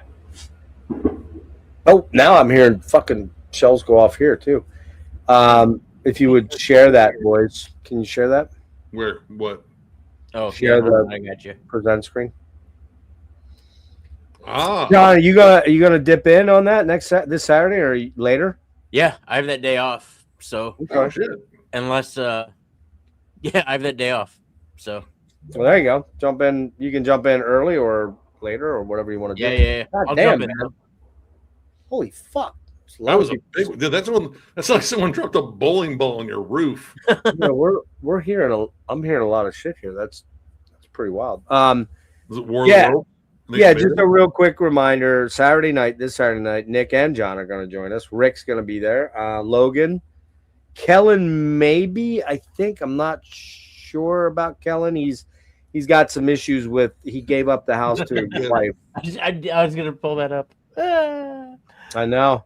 Like, Luke. I love Luke, man. That guy is the best guy One ever. of the nicest fucking people I think I've met. He's such a fucking awesome dude. But he wishes he was as hot as me. Here's my issue though. Like, if I didn't know who he was and I just happened to run into him, just some dude on the street, a dude that nice is very suspicious. You know what I mean? You're right. Or here in the States, it is like, all right, you're definitely gonna have. But in Canada, he's like, I mean, Canada's like, oh, he's just Canadian. He's he's just Canadian. What they do. I'll be like, is that your painted man over there? I just asking. Yeah. But yeah, real quick, Roger Jorvik from Norway is going to be joining us later. Jimmy, I think from Future Runes is joining us later in the evening. Tyler, I believe, is joining us for sure. Jake will not be there. His daughter's birthday is the next day. He usually is with us, but his daughter's birthday is the next day. There's one or two other people I think I got lined up in there. I got to think about who it is. Off the top of my head, I can't remember. But I think, yeah. Didn't Ryan reach out? Thanks, Rick. Thanks, Rick. Thanks a lot, Rick. Wait. You're just a real bro. Notice how I worded it. I said, didn't he reach out? You didn't reach out. Yeah, that's kind of how it went. Yeah. So, yeah, I'll let him come in for a top 10. Oh, Serge, my buddy Serge is going to be there for 10. And like I said, some people are just going to do 1 to 10 and then they'll dip. Some people are going to do 10 to 15 or 10 to 20 or 10 to 25 and they're going to dip. I think right now, me, Nick, John, you're if you want to, you can do full 25 too. Dreadful is going to do 25. So it'll be a long one. It's always a time investment, but I'm not drinking or smoking, so it won't be as long. Not quite as long. Not It won't be quite as long, and I won't be flapping my gums quite as much. I'll still be flapping my gums a lot, but not as much. You know how that deal goes, you know. We'll just have someone like work with like a stopwatch or something. So when you hear the beeps, that means he's supposed to be done. Yeah. No, it'll be one of those things. You know, I tend to comment after other people's choices, but I think this year I'm going to tone that down and we'll just kind of power through them. Because I mean, I didn't watch it, but I did see that Marty and those guys went 5 hours too. They went from 9 till like 2 in the morning, which that's not their usual thing. So I watched part of that. They definitely have like some deeper cuts in there for damn sure. Like there's some stuff that I completely missed, but that's to be expected. I don't know. My list this year was kind of all over the place. I really enjoyed a lot of different shit. That's great. Holy fuck, man! That was a good one, right? Did you hurt yourself? Did you pull a hernia on that one? It's kind of just naturally just left. Yeah. So and I don't know, Rick. Do you have any non-metal on your list? I had 2 technically. I got like 5 or 6. Unless you count those retro bands, they're like metal adjacent, like the retro sound. Well, Deftones is kind of on that cusp, and then Propaganda kind of on that cusp.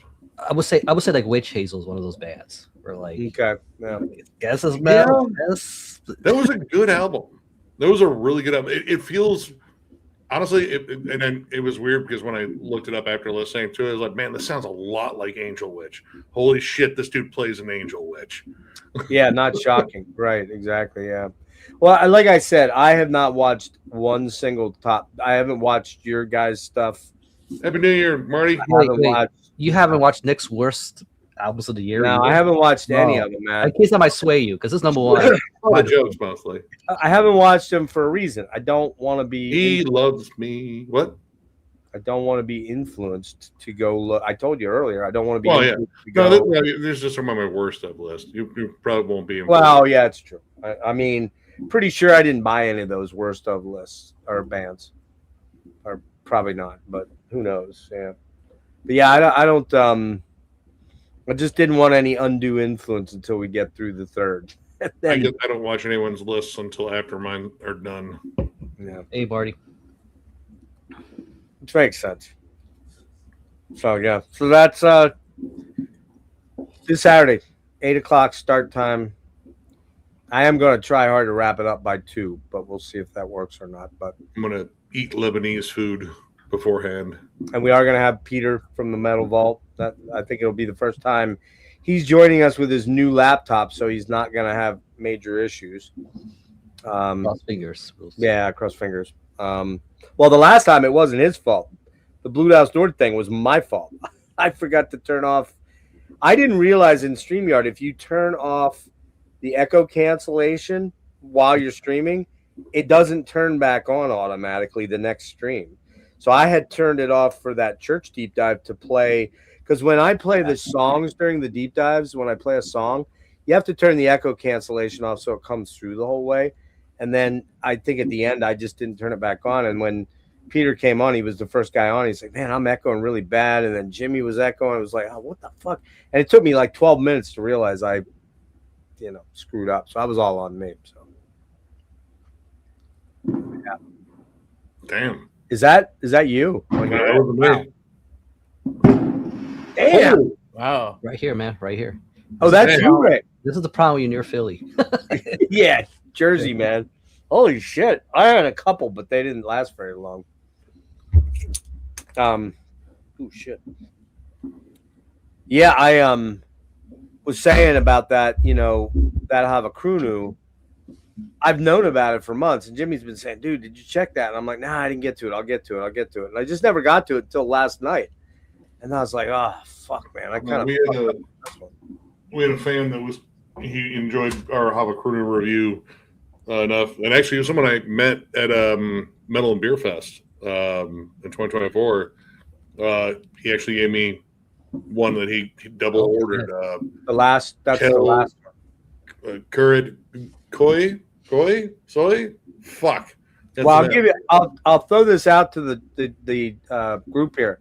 If you're looking for the new Havakruno Tavastalan, right now, last night on Amazon, I know it's Jeff Bezos and fuck that guy, but right now on the cream white version, which on Svart was going to cost me almost $48, I got it for $30 last night, pre-ordered. Damn. So if you want on vinyl, they didn't actually have it on CD, which was kind of weird. But they have all the other Havakruno right now for 24 to 30, I think, or in that range. So if you're looking for vinyl for Havakruno, go to Amazon right now because you can get all of them for under $100 if you want to go that route. I mean, I have this that one. Fuck, I can't remember his name. Super fucking cool dude. He's the one that sent you the copy of Morbific. Noonan. Oh, Greg. Pollard. Yeah, Greg Pollard. Super. Oh, I know Greg. Greg's a Philly dude, man. I see him all the time. But he's friends with like the dead guys. Yeah, he's a good dude. Yeah, he's a cool guy. Yeah, he sent. He asked me like if I had Morbific because I already got it, but I know John doesn't. Like, cool, I'll send it.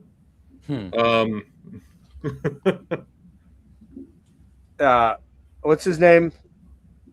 The dude from Guns, the bass player. McKagan? Duff is living his best life. I'm just saying, he is living. That's the parent livelihoods. I'm just saying, man. Holy fuck! Not bad to be him. Not bad to be him at all. I'm not sure if he would like to do that. I will tell you what. I'll interview one of his dreadlocks. Those things probably have stories to tell. Actually, no. We'll make John do the interview, but we're gonna make the dreadlock like a Muppet. That way, John feels more comfortable.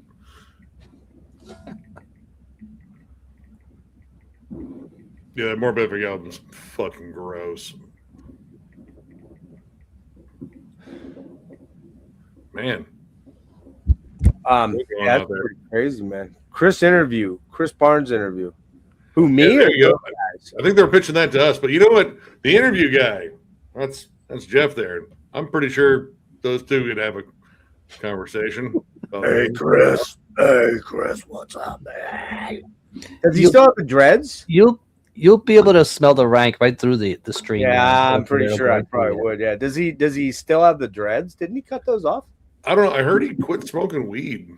I heard he quit smoking weed. I noticed he got a little chunkier, like when he went out on that tour earlier in the year. That usually happens because you smoke a lot of weed. I'd talk to Chris. I mean, I don't know what I'd talk to him about because I don't really like the band very much, and I don't, I'm not a big fan of his. I hate his other band.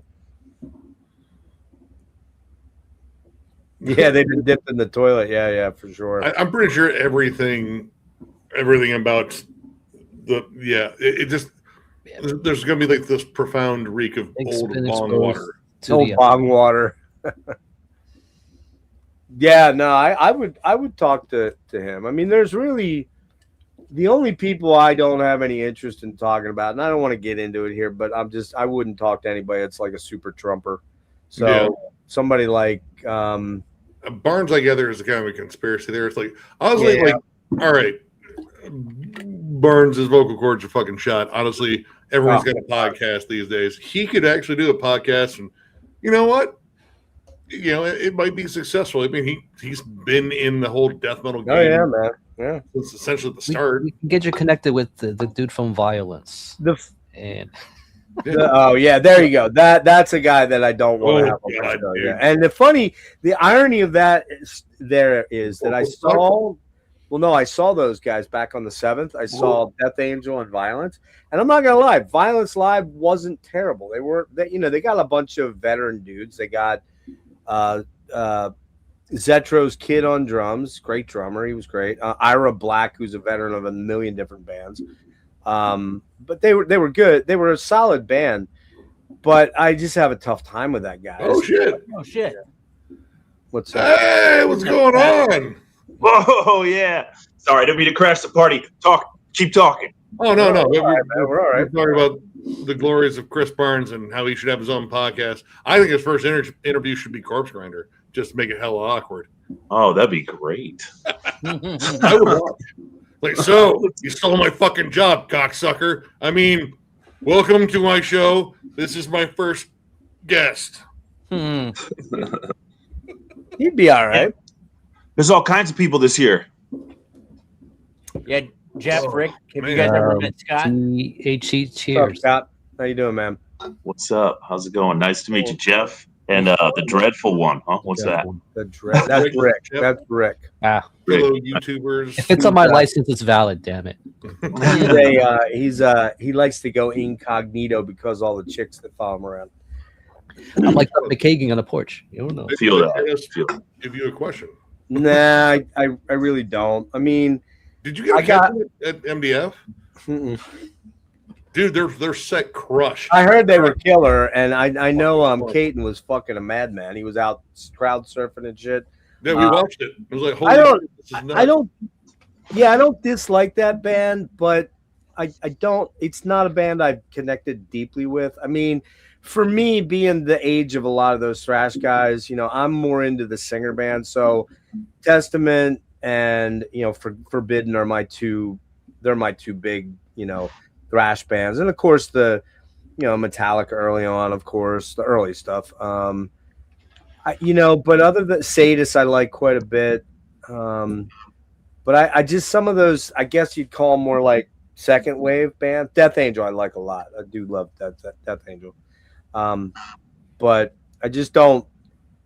Some of the lesser, I guess, what you would call second wave thrash bands, I never really connected with. You're kind of like dicey on crossover too, right?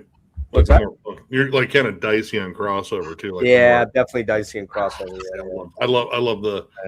Like, I'm a pussy, man. I'm an old man. I'm 60 years old almost. So I mean, I'm just a pussy, Well, I'm not here to argue. We're not going to be seeing a new Dead Heat on your list this year.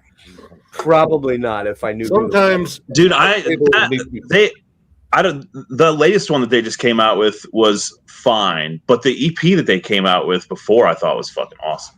the new Hyrax, dude, that thing. The Dead Heat that he was just talking about. Oh, yeah. Like I saw some people have that Dead Heat on their year-end list. Like, I think it's good. Way too like retro on the production with all the reverb and the snare and all that. Sure. But I still get to hear the EP. Like I have their first album. I think it's their first. Yeah. Maybe it's their second album. But they're good. I've seen them live twice now. They're solid. I didn't quite vibe with that new one just because it sounded like XL and fucking Suicidal Tendencies kind of just combined. It's like I feel like I've already heard this. Yeah, It already sounds old. I feel you.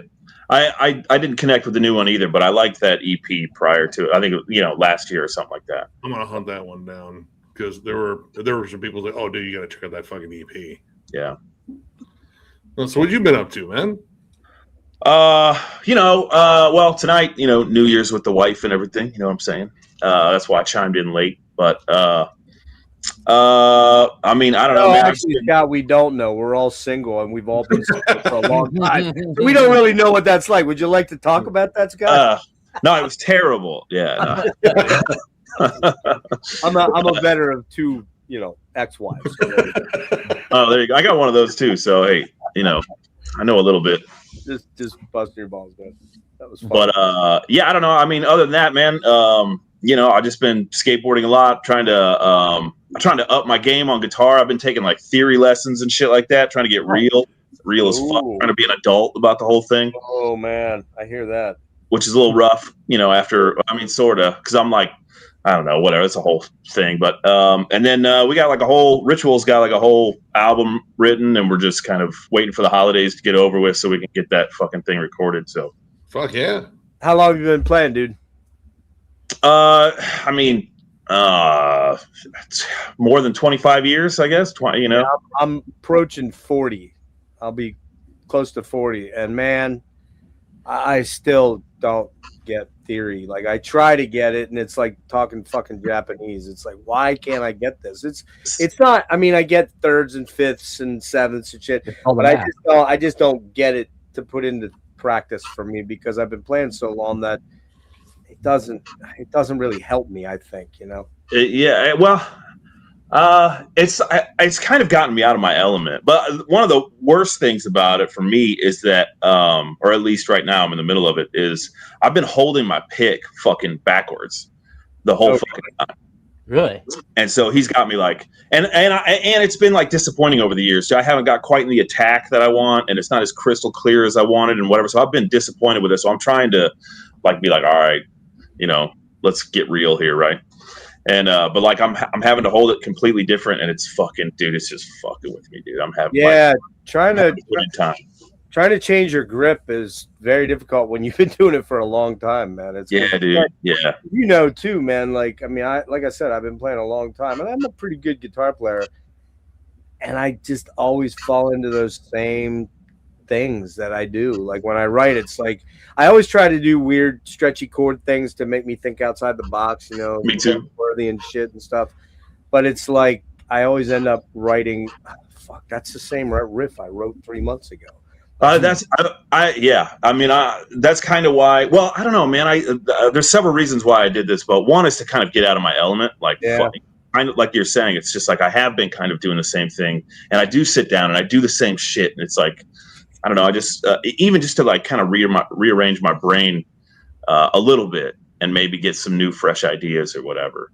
And then to kind of like, dude, we went to New Orleans like a few months ago, and we saw like some of these like old ass jazz. We went into this like real intimate fucking jazz club, right? Yeah, there it and is. Right just there. saw some of these old motherfuckers playing, dude, and it was so inspiring. And I was just like, dude, I want to fucking get real, man. Like if I love this thing as much as I do over the years, it's like I need to get fucking real. So I've been trying to put the work in. It is weird and difficult, and it's like a big fucking like Sudoku fucking puzzle, you know what I mean? Kind of, but yeah, I 2 months ago I saw Steve Morse band, and do you know who that is? From Dixie Dregs. Just a monster fucking fusion player. You don't know Steve Morse, dude? Check him out. Blow your mind, man. Blow your mind. He was in Deep Purple. He was in Deep Purple. Oh, okay. Yeah. And I was just like, I met him after the show. I'm like, well, pretty sure when I get home, my guitars will have blockaded my room, and I will not be able to get into to play them because they'll be like, fuck you, dude. You know, but it's like I listen to a lot of jazz. I love Al Di Meola and guys like that, you know. I mean, Pat Metheny, some of my favorite artists, you know, because it makes me think not in metal terms all the time, you know. Yeah, I don't typically, but I like, regardless of genre, I do love watching good musicians. You know, I have a lot of respect for musicians, period. You know what I mean? And just watching that show, I mean, I was doing it. I just watched my wife get her master's and shit. You know, she's learning all this shit, and I'm just like, man, maybe I should learn something. You know, but you know, I was just, I don't know. Yeah, I just been, just wanting to get better at my craft. So, and like know the ins and outs of it. So I've been working on that a little bit. What's your band, man? I was in Demericus for a lot of years. We had a few albums on Metal Blade and whatnot. But that's been a roller coaster ride. And then so we started a new one. It's called Ritual. It has with 2 A's. It's spelled like the Dutch way or whatever. Okay. Cool. But we're pretty new. We just got this little shitty little EP out right now, but we're working on a full length. Oh, dude, I like that EP. Fucking good EP. Yeah, I mean, all right, okay, but I can't wait to move on and get a better product out there. I'm not very proud of it, but it's fine. What's your style? It's just death metal. Death. Okay. Yeah. Cool, man. I'll check you guys out. Yeah. I liked it. I liked the EP. Yeah. Thanks. Yeah. Yeah, I, you know, when you're inside of something, it's almost like you know too much about it to even like it. I don't know. get Or it, at man. least- You're your own worst critic. I know. Yeah. I know it. I'm Yeah. that guy. I mean, I get that one too. Yeah. But I'm excited. Finally, it feels like, you know, coming off the heels of Demiricus, we were kind of like, all right, who the fuck are we now? What are we doing? You know, and it just, the EP feels like I don't know, it feels like prepubescent or something like that. Like we don't know what the fuck we're doing. You know, I don't know. You know what I mean? We're My voice touching is our all shit. squeaky. You what? My voice is all squeaky. Yeah, right. Yeah, you know what I mean? You don't know what you're doing. You know? You're in funny places. What? Yeah. So I'm excited to get a full length out there now that we've kind of like got our shit together. Nice. Yeah. You guys talk about your top tens and all that nonsense already, probably. Oh well, I mean, our video. Well, we have a big one coming up Saturday. Because your list last year was wild. Like, because I ended up like, hold on, wait, what was that one? Yeah. So I'm actually curious. I mean, if you got like a top 10, you want to drop? I do have a top 10. Dude, I'd love to hear. Okay. All right. Some of these I'm probably going to pronounce wrong, but you know, so you'll have to forgive me. My runner-up, my number 11 was that Hedonist album. I'm sure you heard that one. I'm going to be jamming it more, but dude, I heard one song off of this. Like, dude, purchase. Dude, the riffs are just fun as fuck, man. I mean, it's like straight up regular. You know, nobody's doing anything new necessarily, but man, it's just a good time. It's crusty bolt thrower. How can I fucking not love it? Yeah, it's good. And then my actual number 10 was the, you know, let's see if I pronounce this, that Prenolith. Yeah. I like that one, but I like Desolate Endscape, their first album, just like it better, a bit more. Like, I don't know, there's something about the production and the vibe of that album that's just perfectly evil. Yeah. Word. I haven't given that one too much of a spin, but I liked the Ashen Womb album that came out this year. It was a solid gym album, you know what I'm saying? And then I'm probably gonna get this one wrong, but this I'm a Tarakat. I don't know how you say that. I've never heard anybody say it. I just, you know, found it on it's like IMHATARIKAT. Now, so don't know that. What's that? That's a new one. The album is called Confessing Darkness. But dude, it's just like the singer really makes it because he's so odd, dude. He just sounds like this fucking I don't know, just drunken, pissed off weirdo kind of, and it's just fucking great. I have seen this. I haven't listened to it, but I have seen this. Yeah, they have a few albums, and I like them all. But this Where are they from? Germany. I don't know. I didn't do my homework on that one. I don't do my homework a lot. I'll say that. They're on Prophecy Productions. Okay, I think that's Prophecy. There you go. Yep, that makes sense. No, it's Soul Seller. Yeah, that shit's good. It's I don't know, man. It's unique. You know, it's super unique. I always like when something kind of hits me in a different way, or like I feel like I haven't necessarily heard this or much of this. You know what I mean? That's kind of what I gravitate towards. Comparable to, let's say, Magua, Spectral Wound, Mistbring. Yeah, but I don't. Oof. That's a good band, man. That band is intense. Yeah, they are. Yeah, but they don't actually sound like any of those. So, you know, All right. I don't know. Yeah. Let's see. Number 8 was who knows if I'm going to say this right? Either Patristic. Oh, Patrizic or Patristic. Wait a minute. Hold on. It's funny. I've been listening to these fucking things all year, but I never say their names out loud to anybody. You know what I mean? I need my own show so I can, you know, Yeah, right. something that makes me. We reviewed this. John Yeah, and I, not John. I know it was Joe and I that reviewed this, the EP, because it's got shit. It is a tie into another band that we like. Dude, it's mean as fuck. It is Divinity. Yep. Yeah. Yeah. Yep. Dude, it's good. Very like cold and atmospheric. Yep. Lots of distance, John. Yeah. It sounds mean and also fucking smart somehow. You know what I mean? I like when shit sounds smarter than I am, which isn't hard. You know what I mean? But bar's pretty low. But We're from the Midwest. We're at the same bar. Yeah. That Krypton band, Violence Our Power. Did you guys review that one? Krypton? Yeah. That's KRYPTON, or maybe it's PTAN. Krypton. Yeah, that's what it is.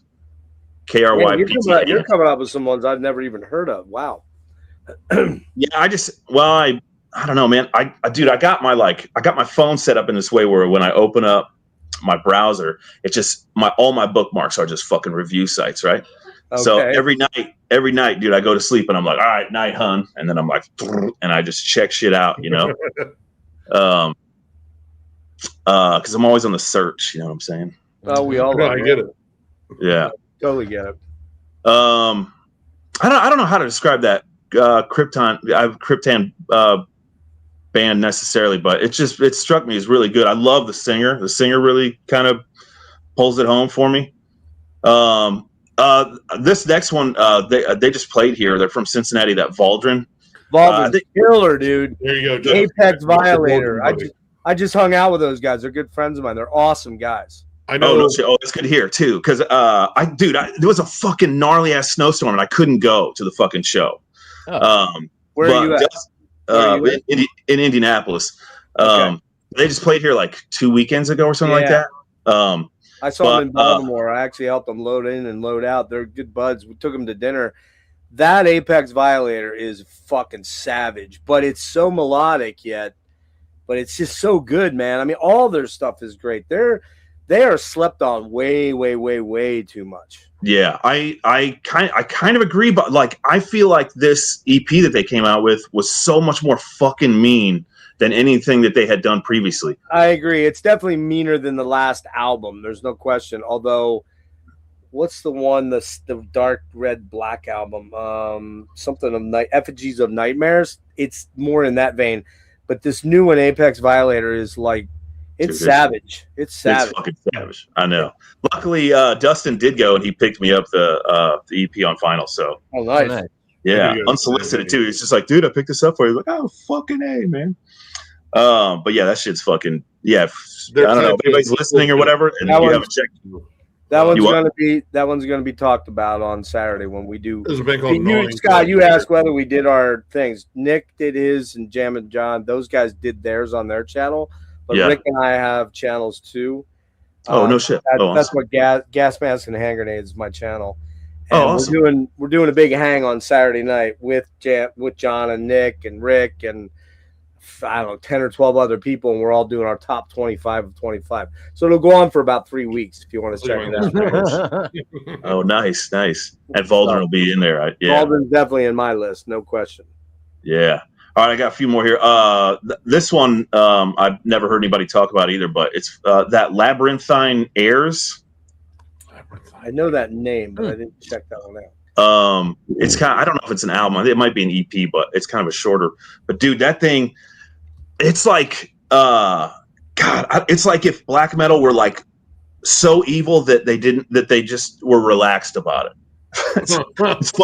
It's weird. It's like there's barely any blast beats or whatever, and it's real just kind of fucking like mid-paced. But the dude, like, it just sounds like God, I don't know what it sounds like. It's super fucking unique. Evil black metal on Valium. Kinda, yeah, but almost like, dude, like almost like we're so good at this fucking evil shit, we don't even need to fucking scream like these idiots. You know what I mean? Yeah, we're beyond it. Yeah. You what? We're beyond it. Yeah. It sounds like that. Or like, you ever seen the Devil's Advocate or whatever? It's like Al Pacino. Yeah. It's Al Pacino's character is what this band is. I'm kind of sold already now. Just so evil that they're chill about it, right? I know that name. I'll have to check from that one out. Austin, Texas.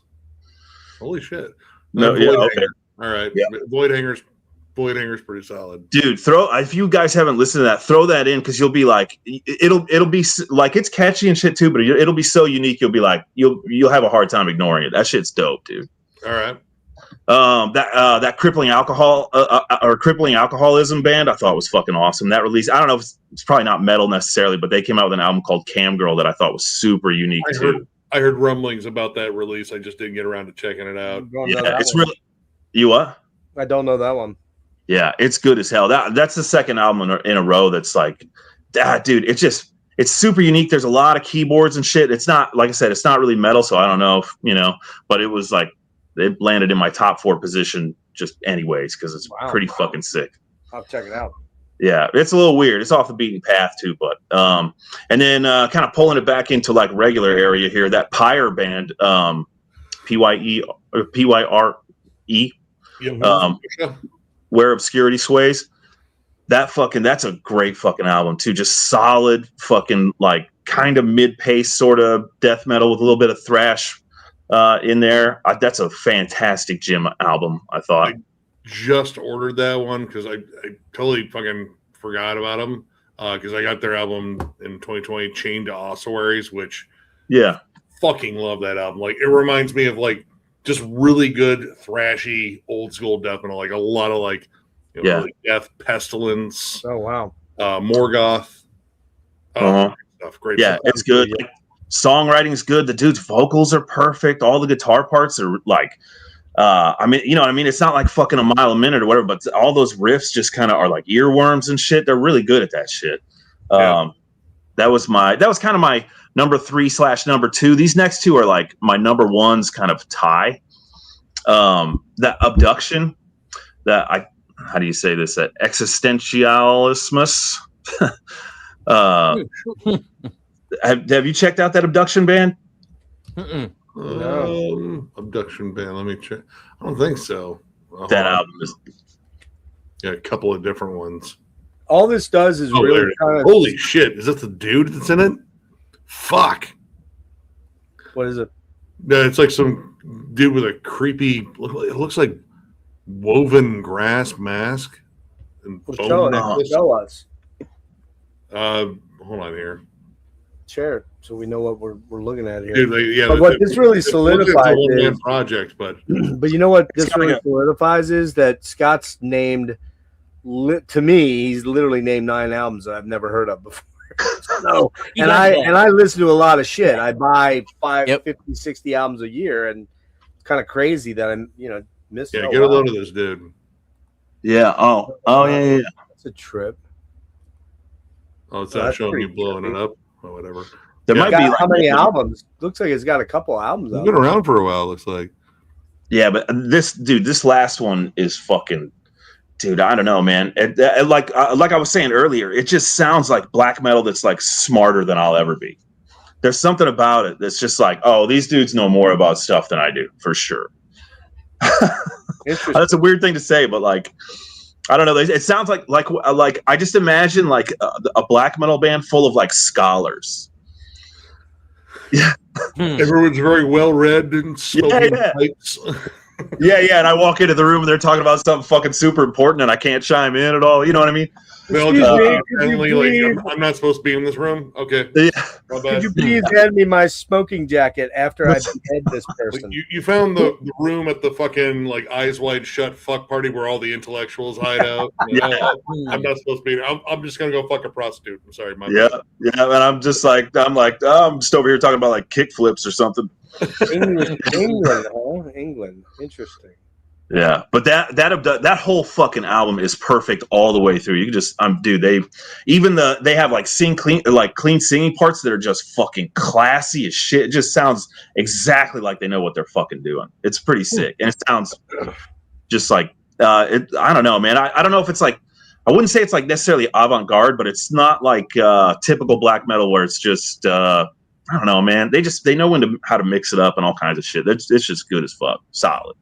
Interesting. That one looks interesting to me. I'm gonna check them out. Yeah, the cover's all weird too. It's all like this dude in this weird triangle with this fucking white sun. Yeah, I pulled it up. I don't know what's going on here. This is kind of terrifying in a weird way. It's good. I can't imagine that you would give that a try and not like it. So put that in your put that in your notebooks. Right. And then my tie for second place on the other one was that Sarcum band. Did you ever listen to them? Sarcum. It's called the album's called Exceed into Chaos. Dude, it's like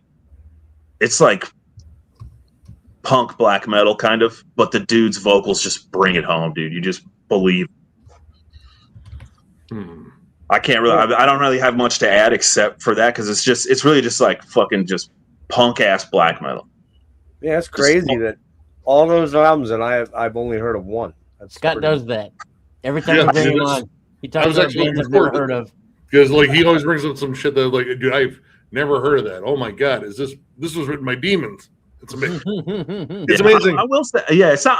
I don't do this on purpose, but I gravitate towards things that kind of sound unique. But I also like stuff that like I can really sink my teeth into. You know what I mean? I don't like weird for weird's sake necessarily, but I like when bands sound really really unique. So usually my lists, I kind of gravitate towards that shit. So most of my lists. Who are your top 3 favorite bands, like all time? You should know better than ask that question, Jeff, because that's impossible for anyone. What are your top? I don't know. Yours is one of them is a Rush. I mean, yeah, of course. I grew up with and can always get on board with like listening to like old Sepultura. I'm just like everybody else with like fucking the first 4 Megadeth albums. I'm that guy too, But I get real bummed at myself and most other people when they don't search out new music or whatever. Like I really have a thirst for it all the time. I want to feel like I did when I first heard Arise. You know what I mean? Oh man, Rick dipped out. Holy shit! He said the THC was making him too happy. I'm sorry, Rick. No. Rick was hitting THC earlier. Yeah, he gets these like THC drinks. I guess they're quite nice, but all of a sudden he just kind of like slides into a fucking bottle of goo. I can't do the thing. Yeah. We've had many streams where suddenly I'm on there, and luckily he's handed the reins off to me so we could keep going, because otherwise he would have just. Oh, dude, he's like wandered off stream on like his own stream, just like. And how do we turn this off? Is anyone else in charge? No. Okay. All right, that's good to know that he has a history of that, and it wasn't just me. It wasn't you. No, it wasn't you. He was quiet for him. He's usually more chatty. He was pretty quiet. So I think he was already. He had warned me. He said, "Hey, I'm already pretty fucked up on THC." So. All right. There you go. Word. Yeah, but you know what I mean. I grew up with the classics, just like Yeah, I will say. You said you were like. In the 60 range or whatever, right? I'll be 60 in March. Yeah. Yeah. Okay. Well, I'm closing in on 50 here in the next year and a half. So, so you got 10 years on me. So, yeah. The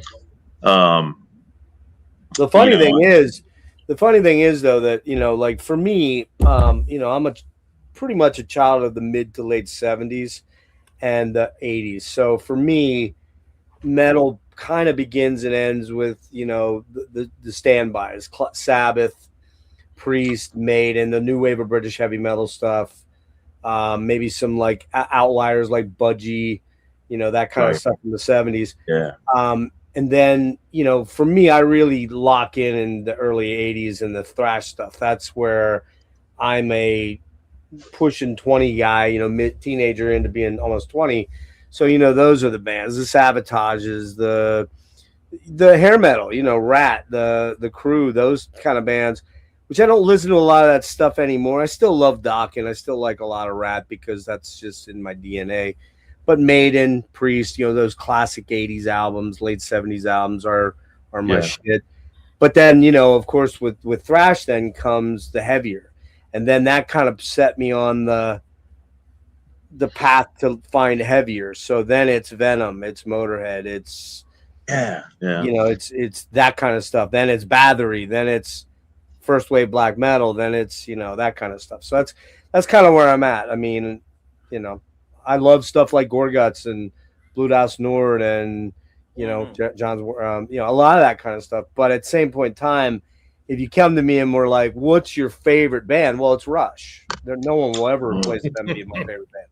Triumph, bands of the late set, King Crimson's. That's the shit I do love. Yes, I do love Yes. Man. What's your favorite Yes album? I want to say this is probably unpopular opinion, but I like Going for the One a lot. Yeah, that's cool. I will say that Topographical Oceans, that first song on there, which is basically like an EP, it's like 20 minutes long. Yeah, it's fucking one of my favorite things. that's a tough one, man. I'm a relayer guy. August is favorite. Relayer is my jam. Oh I yeah, love Relayer. And of course, the Yes album and Fragile and Close to the Edge and all that stuff. I'm a massive Jethro Tull fanatic. I love Jethro Tull. Yeah, a lot of that. Like, I always like talking about like, different generations or when we were born or whatever. Like, I always like to see like how old whoever I'm talking to is, because I feel like it makes a huge difference. Oh, it informs everything. I mean, for me, the first band that grabbed me that was like, okay, this is a way of life for me was Kiss. I'm not gonna lie about it. It was Kiss Alive was the album that was like, it was a revelation. And I was a massive Kiss fan until the solo albums came out, and then I stopped giving a fuck about them. I mean, I like a couple of songs here and there in the 80s, but I was kind of over them. My first show was Kiss Dynasty 79. Yeah, see, this is where the age gap comes in, because the first Kiss album I bought was Hot in the Shade. Oh man, yeah. Which is why I don't really give a shit about Kiss. yeah. And I still struggle, but I still like Love Gun and Destroyer and Trust Kill, that 70s stuff, They were more like a pop. They were more like a pop hard rock band, but they got me thinking about, well, a couple things. One, guitars are cool, so I started playing because of Ace and Alex Lifeson and come on, man, Steve Howe. Those were like my three guys back then. Jimi Hendrix, of course, too. And Jimmy Page and those kind of dudes. Then I started learning about Gary Moore and Uli Roth and all that kind of stuff like that. But Kiss was kind of a pop band in a lot of ways for the most part. Yeah, they just looked cool, and and the guitars were cool, and their stage thing was cool, and it was like that was when I was like, man, that's what I want. I want to be a rock star. That's my life right there. Yeah, they like combined looking over the top with almost pop songs. Yeah, but it was more the image than anything that really got me at first. But they, there's some great Kiss 70s songs, which is kind of what like Ghost is doing, or it's exactly what Ghost or something. It's power pop. I mean, and power pop's fun. I mean, you can go Foo Fighters, that like Cheap Trick. Cheap Trick, I would say, were like kind of like kings of it. They would write songs that were heavy, guitar driven, but they were poppy. They had these like silly hooks. Like, I fucking love the shit out of Cheap Trick for that. Like Dream Police, goddamn, that's great, man, great stuff, man. Gonna Raise Hell.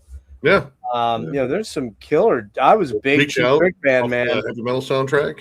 Yeah, I was a huge Cheap Trick fan. Never saw them live. Weirdly, that's one of those bands that escaped me.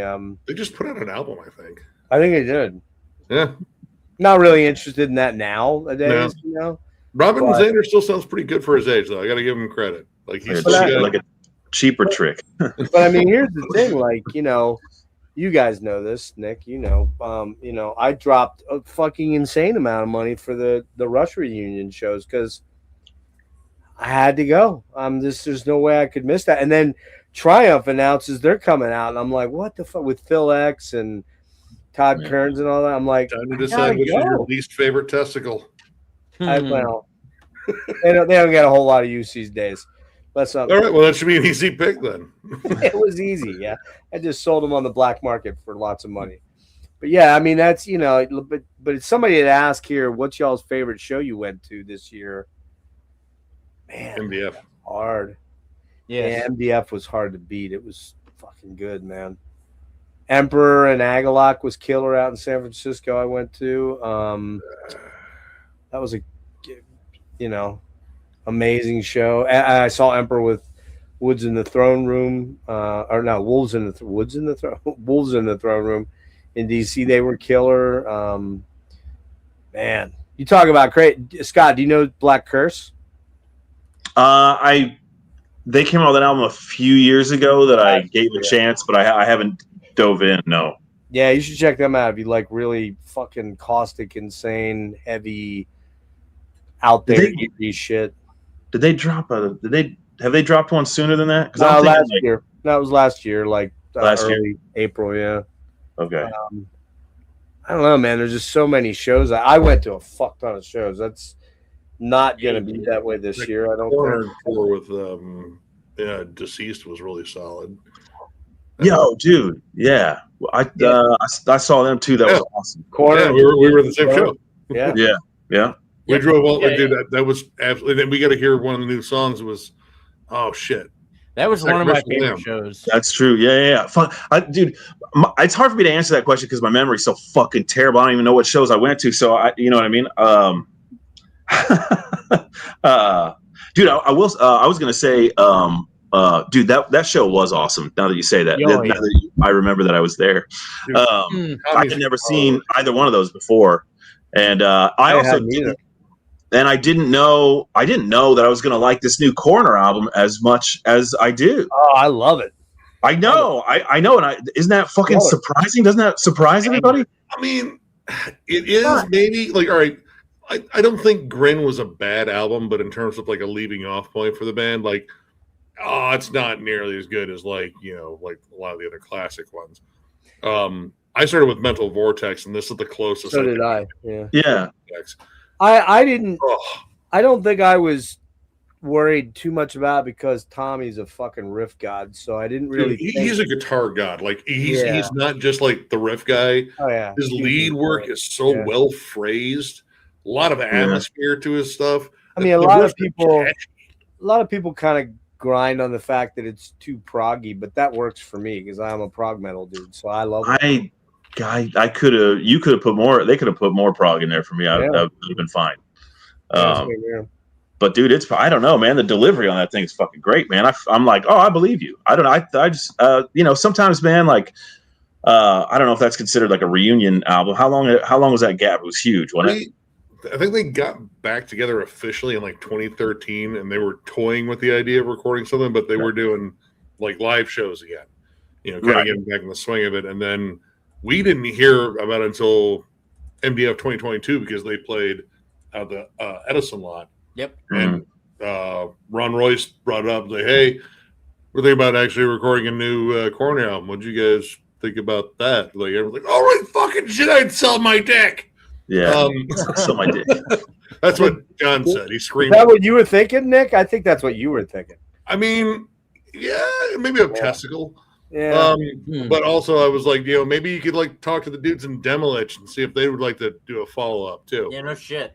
Yeah. but- Wow. They teased it. They didn't play anything new. Like they stuck to mostly like a lot of the classic stuff. I mean, there's a God, I want to say they had like the first 3 tracks off of Mental Vortex, like fuck yes. And I think they threw in Semtex Revolution for fun too. But we didn't hear anything. And then all of a sudden we see him again, the tour with Deceased, and they play a new song. It's like, oh shit, this is like legit fucking happening. And then right after that tour, I think they started leaking the singles and shit. Yeah. So Yeah, I wasn't sure it was going to happen. I think I'm always just surprised when there's a comeback album and it's good, and it's or somebody's really old and it's good. Yeah. You know what I mean? Like, Same here, because I mean, it's only natural. Like they expect like some diminished returns at some point. Like I mean, they're older now. They're not as spry. You wear down over age. Over they're not as time. mad. Everything's probably fine. There's been actually I had more like badass fucking comeback albums this year than turds for sure. Yeah. Corner, That Dead happens. Guy, Yeah. Biohazard's a new one fucking stomped. You know what's interesting about all those bands that you just mentioned is that most of them don't have a giant catalog. Yeah. In other words, they don't have 15 albums. Well, Biohazard's got a pretty big one. Bio does? Yeah. Oh, dude, Biohazard. I thought they only had about 4 or 5 albums out. Well, I know. Oh, I didn't know that. As the full Biohazard, Like like the 10 or 11 Biohazard. Yeah, yeah. all the guys in the band, or was it split? This with is the other guys? first one where all the OG lineup has been reunited. So that's what I since mean. Like, how many albums they have with the OGs? Wasn't it only like 5 or 6? The first 3 albums, because Bobby Hamble left after Right. the And then World Evan Rest. left. Evan left next, but he stayed on for a little bit longer. I can't remember. Wow, what album was it he left on? But I think like what my point is that with Coroner, they didn't. Yeah, they had 5 albums. It wasn't like they had kind of exhausted the well of creativity. I don't think. Each one was different. Megadeth is. Yeah, well, exactly. Right. Yeah. I can't tell you the last Megadeth album that was memorable to me at all. Oh, dude! I just hearing those new singles too. You're like, oh god. I mean, I like the music, the fucking lyrics, dude. The I don't care songs. Like, dude, listen. The get off my lawn energy is just not vibing with me. Yeah, I know. It's I mean, same, like, and those lyrics wouldn't be out of place with like a suicidal song or something like that, but it's not suicidal. It's the same. It's the same thing. Kind of goes with Metallica. I mean, maybe their shit isn't nearly as bad, but it's not great. It's just not very creative. Now, for example, you know, I've heard some advanced stuff on the new Forbidden, and it's the best stuff I think they've written probably since. Help me out. Oh, Omega the second album. Oh, the second album? Twisted. I would say like on par with Omega Wave. Nah, it's better than that. Twisted and Informed's hard to fucking match. Well, I don't know that it's gonna beat that out, but the new stuff is pretty fucking killer, and I think they start this week to record the full album because they only have 3 tracks that were done that I've heard. Singles have been good. It's way more proggy than I was expecting, and pretty proggy. I mean, they had Mongrain in there for a while. Yeah. Probably co-writing in there. Like, you get Voivod's guitarist, it's gonna get weird. At least it just wasn't gonna work out. He had too much going on with Voivod, and I figured he was only like a temporary. I think they wanted to make it work. I think that was, there's no bad blood there, but they got this Jeremy cat in, and he's fucking good, man. He's real good. So dude, Voivod's got a fucking video game coming out. Have you seen the pictures for? It's a side-scrolling like Metroidvania style Voivod game, and it looks fucking incredible. Like, there you go. Yeah, I haven't dug into it yet. Jeff sent me a copy. Well, he didn't send me a copy. I bought a copy, but I got to get into this one. I'm reading that Swedish death metal book in binary code. That would be wild. You just open up like these are just like Galaga creators. Like, that's it. They wrote it all in Galaga. Nah, I was just showing the inside where Jeff signed it. Oh, sick. To my favorite Jeff with a G. I'm stoked to get into that because I've been a big Voivod guy since Hatros, Nothing Face right in that era, man. So I mean, they're one of those special bands for me that I get why a lot of people don't like because they're sort of weird. I love them. I love Voivod. Yeah, so do I got into them in not the best years. Like, I got into them when Jason Newsted joined with the self-titled. Like, oh, Voivod, I've heard about this band, and now Jason Newsted's in it, and that's a point of relation, I guess. Maybe something, yeah. And I checked it out. I was like, this is okay. And then I checked out Killing Technology and fucking Dimension Hatros. Like, holy shit, this is way better. What the fuck? Don't you? Yeah. No. Don't you? Now, those first 2 albums I don't really rate very high. The first one, War and Pain, okay. Ruler's a difficult listen always. Killing was when, Nothing Face was my jam, and then I went backwards. I even struggled a little bit with Killing Technology at that time because it's funny, Scott, you were talking about like our age gap of 10 years. Like, so I really did not, and I'm pretty open about this. I tried to get into death metal, especially the Florida death metal scene, like Obituary and Morbid and all that stuff, back in the day when it was happening, Deicide. And I'm reading Kerrang and all that stuff like that. And I'm going to, back then, you could go to CD stores and put your CD in a little portable CD player with, the Walkman headphones. You could check them out, right? Oh, yeah. And I just was like, man, I dig this music, but these vocals are just so horrible.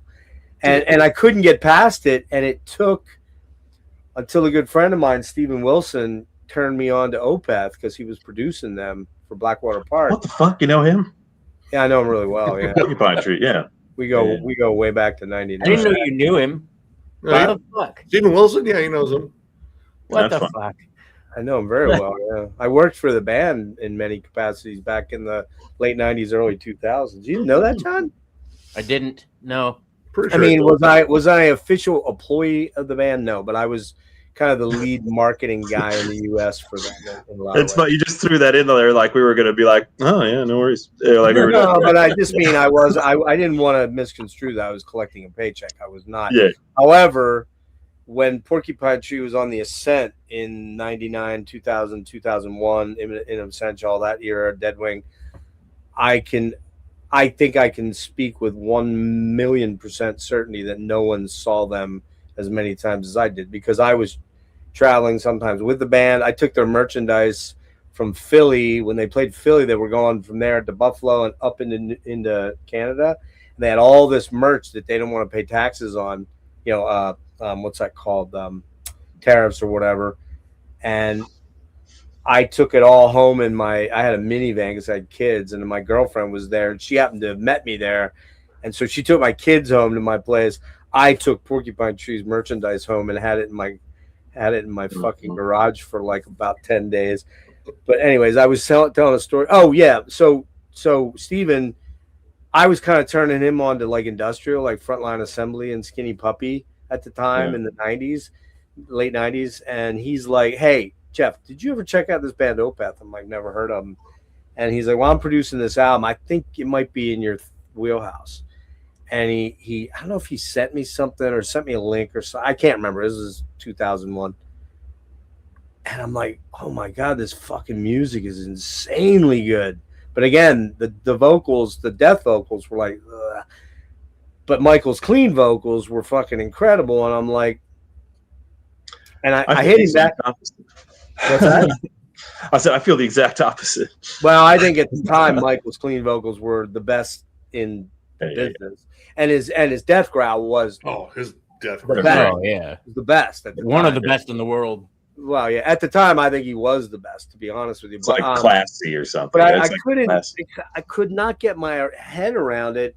And I finally, he's like, "Hey, what'd you think of that?" He hit me up and emailed me. He's like, "What'd you think of that?" I'm like, "I don't know, man. Those vocals." He's like, "Wait a minute. You're the guy that turned me on to Skinny Puppy and Frontline, who all have these weird, manipulated, processed vocals, like trying to sound, And he's like, you like that shit, but you don't like the Opeth. I'm like, oh, you're right. It just took someone kind of framing it different for me to kind of look at it. And now I'd say, 60 to 70% of what I listen to is death vocals. So it's kind of weird. Yeah. I mean, for me, it didn't take much. Like I started with like Eating Back to Life, and like, all right, there was like gruffer, like almost kind of thrashy delivery on that. And then I heard like the rest, like, oh, it's getting lower. But the one that made it super cool, and I just wanted to hear more like it, was John Tardy, because I still think he's like the best in the fucking business. Just that, like I was like, dude, this is so over the top and ghoulish. I fucking love it. And that was like death metal vocals roll. Death metal didn't click for me until I saw Suffocation live. Really? 2005. So I'm in 2005, and I was going to see Fear Factory. They were opening for Fear Factory. But yeah, Suffocation went on stage, and then it clicked. I was like, that's fucking awesome. And didn't turn back. I got you all beat as far as like years, you know what I mean? Like I got into it like probably like early 90s, but my stories are probably more embarrassing. Like, dude, I remember because I would just buy tapes just because of the cover, right? So I like a lot of times I would just not even know what I was getting into. I think I probably told this story every year. I've 100% done that. Back in the day, I would just. That's all you could do in the 80s, man. You didn't have.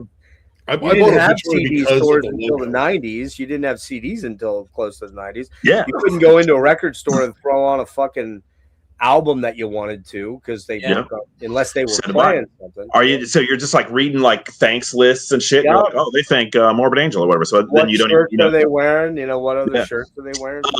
But so I would just and so this is when like hair metal and shit like that was on the radio and shit, right? So like I'm doing that thing that you were talking about where it's like I'm kind of progressively getting like heavier and heavier.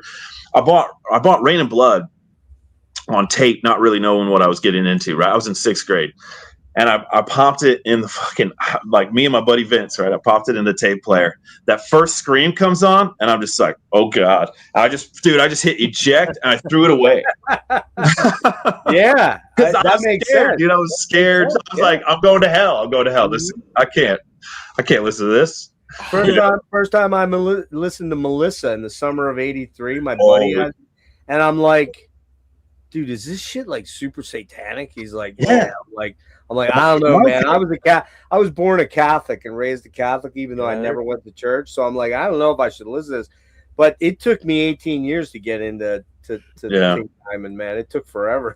My buddy, you know, you're a kid, man. You know, like I think being a kid now is like it's probably pretty weird because it's everywhere. Yeah, it's like desensitized. It's not scary. You know what I mean? Like you hear, it's not scary at all. Probably, I'm guessing, right? Like you know, unless you're like overly religious or something like that. But like, because it's just everywhere, and there's just like, and there's parodies everywhere, and there's fucking cartoons and shit, and there's, you know what I mean? And there's like, I don't know, metal bands with birds as singers and shit. You know, it was a very real thing back then because the whole satanic panic of the 90s and stuff. I mean, that shit was real. These people, especially here in the U.S. in particular, because we're just so fundamentalist fucked up. Yeah, the panic was real. People were scared of that stuff a lot. Yeah. And I don't think I was scared of it, but I think I was like, ooh, like there probably was that little bit of a moment in my head where I was like, well, I mean, I'm an atheist now and probably have been for a long time, but I mean, but I think, you know, when, you know, my grandmother was very devout. So both my grandmothers were devout, you know, not holy roller crazy, right? You know, but you start seeing all that stuff. I mean, you remember that shit. What's it called? Something Paradise. Those three kids that were Paradise Lost, not Paradise Lost. What was it called? That is what's called.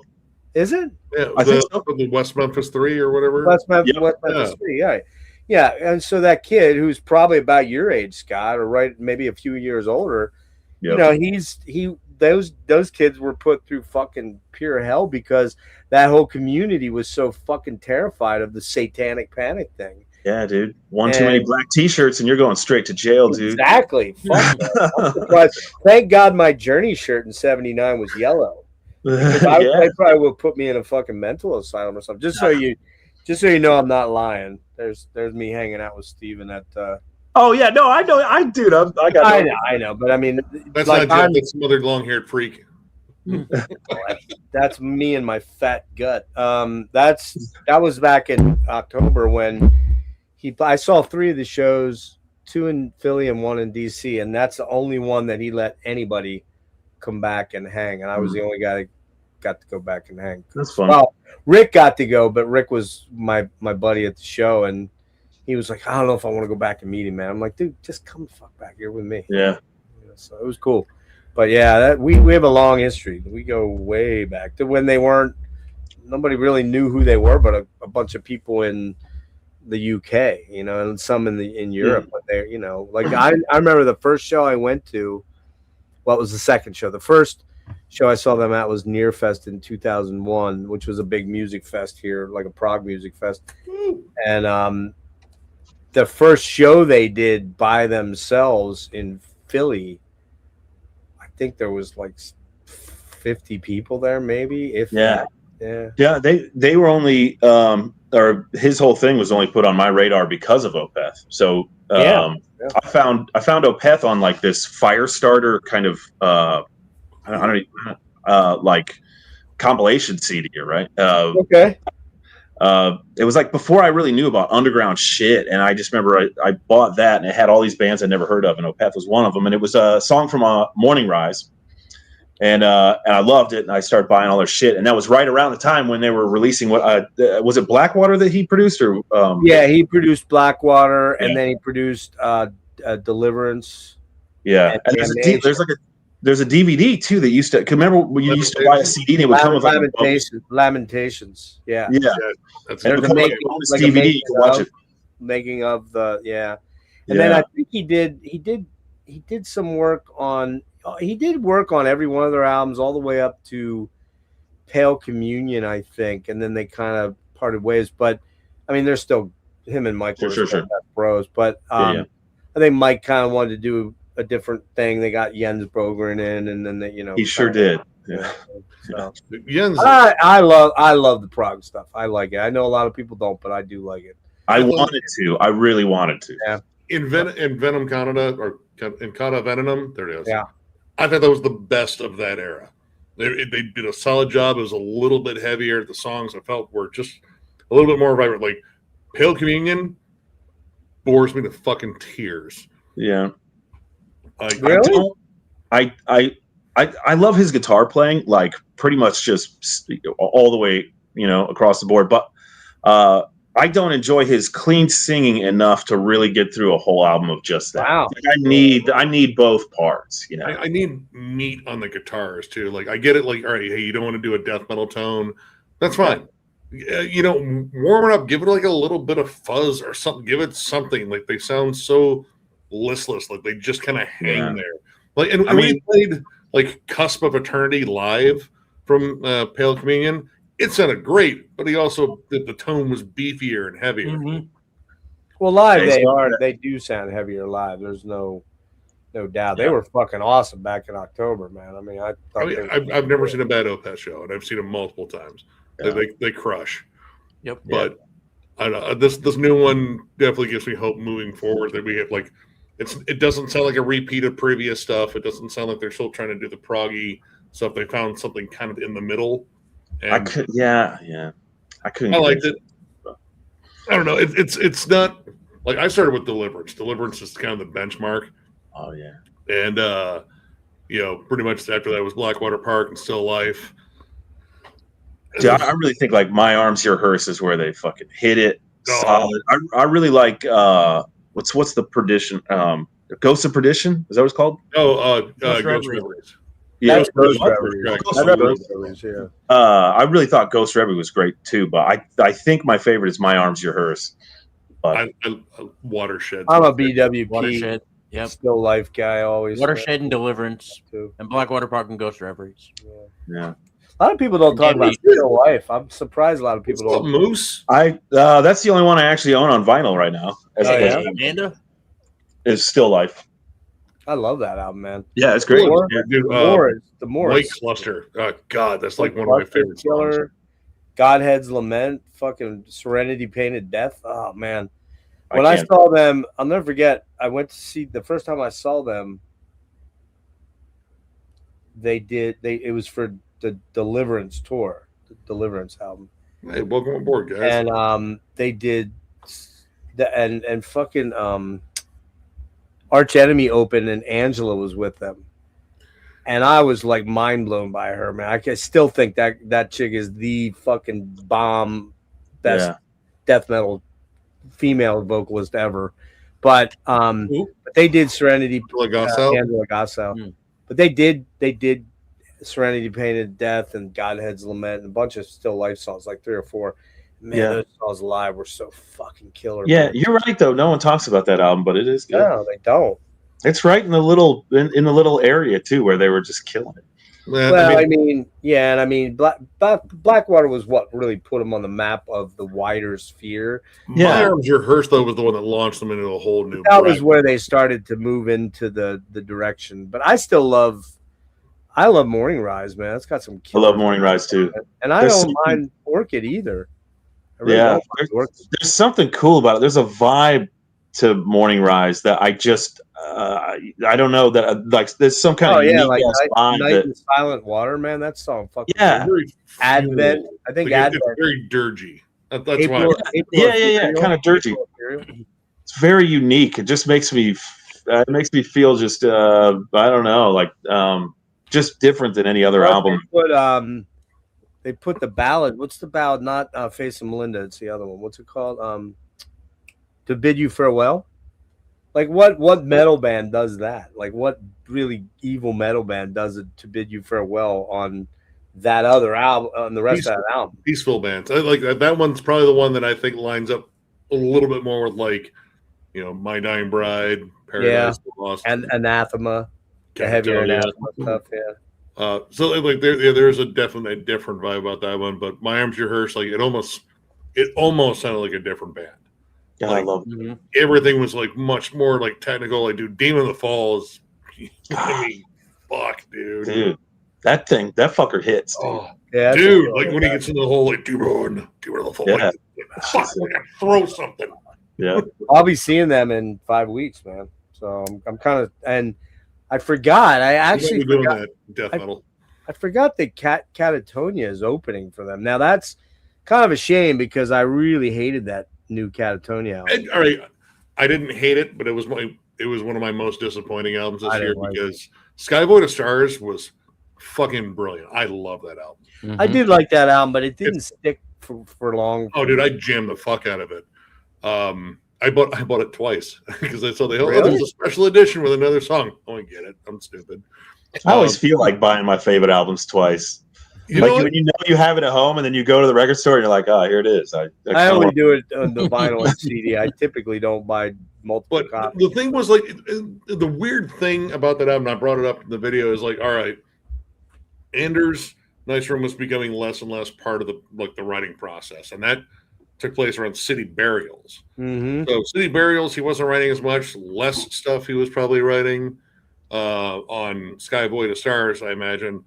But the material didn't seem to suffer on Skyboy to Stars. Like that. Yeah, I agree. That's the one out of those albums. I liked a little bit of Fall of Hearts, but I didn't love it. I love Full of Hearts. Nah, I didn't love that one much. I What was the love one it. after that? What was the one after that? That was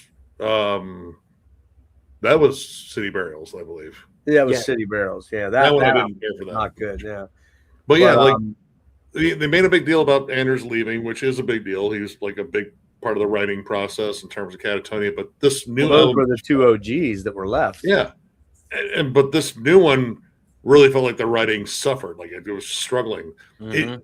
He'd simplified the formula a little bit on that one before, where it was like more straightforward, a lot of like just 4/4 time rhythms, good solid riff, good fucking melody, big on pre-choruses and hooky as fuck choruses. Like, dude, this is great. It's dreary, it's somber, and fucking love it. But this new one is like, dude, where are these songs going? My problem with it is that Jonas's voice just sounds. It doesn't do anything unique at all anymore. It just sounds the same every song. Huh? He sounds like him. Like that. I mean, Yeah, but what I'm saying is every song sounds the same. It's just that kind of laconic Flutter. doomy- what's that? Flutter. Yeah, and like he's just bored when he's singing. It just sounds like he's bored. And See, phoning that shit in. Yeah. Yeah, I didn't get that on Skyboy to Stars though, because the choruses hit really hard. He was even exploring like some of his upper range, which yeah, it seemed better. But this new one, it was just No, like yeah, the "Ugh, new one's it's not there. Man. the most interesting song on there was the Kiss cover, and it was one from like Music from the Elder. I can't remember the name of the track, but it was like this is actually pretty decent. I looked it up, like holy shit, it's a Kiss song. Too bad it wasn't off of Hot in the Shade. Oh.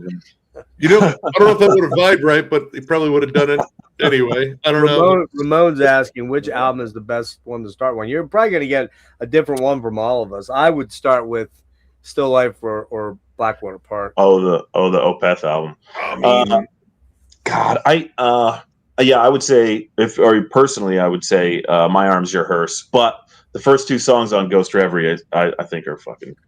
see, in terms of like a starter album, I would go with Ghost Reveries because you're going to get them at their Yeah, heaviest. Yeah, you're gonna get kind of the best of all worlds. you Yeah. get the more proggy direction that they're going there. The That's Grand Conjuration. Oh my fucking god! I think most people would say Blackwater Park, right? Yeah, Blackwater Park. Yeah, Drapery Falls, amazing song. Bleak, Yeah. Dirge for Bleak November. might be my Man. favorite. I don't know, Bleak Killer. Bleak, I think, is one of my favorite Opeth songs ever. dude. Yeah. Riffs upon riffs. They got Blackwater Park is filled with like some of those like Opeth riffs that only Opeth can get away with, sort of. Yeah. God, there's one in particular. Mike was kind of a master of using the octave to create a vibe. That just, he didn't create octaves. A lot of people have done octaves throughout, but Mike had a way of in those early albums, particularly. Well, it started pretty much on My Arms Your Hearse, actually, because fucking Demon of the Fall is a lot of octave stuff with the drop D and whatnot. But it's just a way he would write the riffs that you were like, whoa, that's captivating. That's cool. That's one I'm always I love when a band sounds really unique or like I haven't heard something like that. Opeth has always been on that list. That I like what you're saying. It's like that motherfucker knows I mean, he's very creative, but he also knows the ins and outs of a fucking guitar, like He's business. stunning guitar player, man. And Cool. and Frederick's a fucking scary goddamn guitar player, man. That guy is so sick. I'll never forget when I first met Mike. I want to say it was on that Opeth tour because, or on that Deliverance tour, because somebody that I knew that was friends with Steve and whatnot was at the show, and he's like, "Hey, I'm going back to talk to the Opeth guys. You want to come back?" I'm like, "Yeah." Nah, not me, man. Not, I'm not into those rock star guys, Tell them I think they suck. So we went back, and the funniest thing happened. Like, I'm like talking to Mike and Peter. Peter was in the band at that time, and we're just rapping about stuff. And I said something about Steven, and he's like, "That motherfucker ripped off my riff for Blackest Eyes. The first song off of In Absentia, Blackest Eyes." He's like, "Yeah, that son of a bitch stole my riff for that. That was my riff." But that was fucking hilarious, man. I'm like, "So, man, like, you really know how to use octaves?" He's like, "I didn't invent them, I'm like, "No, I know. I felt like such a dork. I'm like, "Fuck, that was really lame." Yeah, that's a funny thing to say. I didn't invent them, though. Stupid things you say to like rock guys when you're talking to them now, But that was back in the day when I didn't have as much experience with it. Now I talk to a lot of them. I don't just have them listen to Damnation. They'll play them the soft stuff first. Maybe he'll get into that. Oh, maybe, yeah. Pretty album. Damnation's beautiful, man. I love that album. It's so good. Closure. That's like, you're daring me to go get my acoustic, aren't you? No, don't do it. Yeah, I love that. Love that song. I was playing it last night on the after. You're being all grouchy. I was grouchy last night. Just like Mr. Grouch Pants. But you know what gets up my fucking ass a little bit is when people in the chat start basically telling me what I should think about. Okay, so well, you know what I think you should think. Well, no, hang on. Frederick pops in there, and I'm showing all this colored vinyl, splatter and shit. He's like, "Where's Rick at? He knows I hate colored vinyl." I'm like, "Who the fuck cares? You didn't buy it. I bought it. It's my vinyl. If I want colored vinyl, who the fuck cares, dude?" And then that's where I sort of snapped a little. And then what's his name? The Depeche Commode Chris guy pops in, and he's got to let me know that he doesn't like colored vinyl. I'm like, "Listen, motherfuckers, my wallet, my fucking vinyl collection, I will buy what I want. You guys don't like it? Don't buy it. I don't care." Dude, the internet will come after you, man. You got to watch out. Oh man. Talk shit about Sleep Token if you really want to get their attention. And then Nick, John, I don't know if you heard this, but Nick, I said, "Nick, are you guys doing a stream tomorrow night?" And he's like, "Yeah, I think so. I'm not sure yet. I got to talk to Noonan, blah, blah, blah." And he's like, "We might have room for you." I didn't say I might have. You said we might have room. No, we'll make sure we have room for you. And you got all fucking. You're like, "Well, maybe I'll have to see if I have room for you on Saturday, you cunt." You will have room for me because of your start. Oh man, funny shit. Yeah. See, yeah. They're not coming after him, but I like colored vinyl for what it's worth, Jeff. Man, I think it's cool. I like some of the marble. I think it's a good time. Yeah. Listen, they get me every time for an extra $3 or $4. It sounds the same, but I think it looks badass. Like, I'll give you a great example of that. Check this shit out right here. This is, and I don't know if you know this band, Scott. If you don't, you should check them out. Kind of I don't listen to much symphonic black metal, but this shit right here is like way cool over the top. It has to be real good. This is like top tier shit.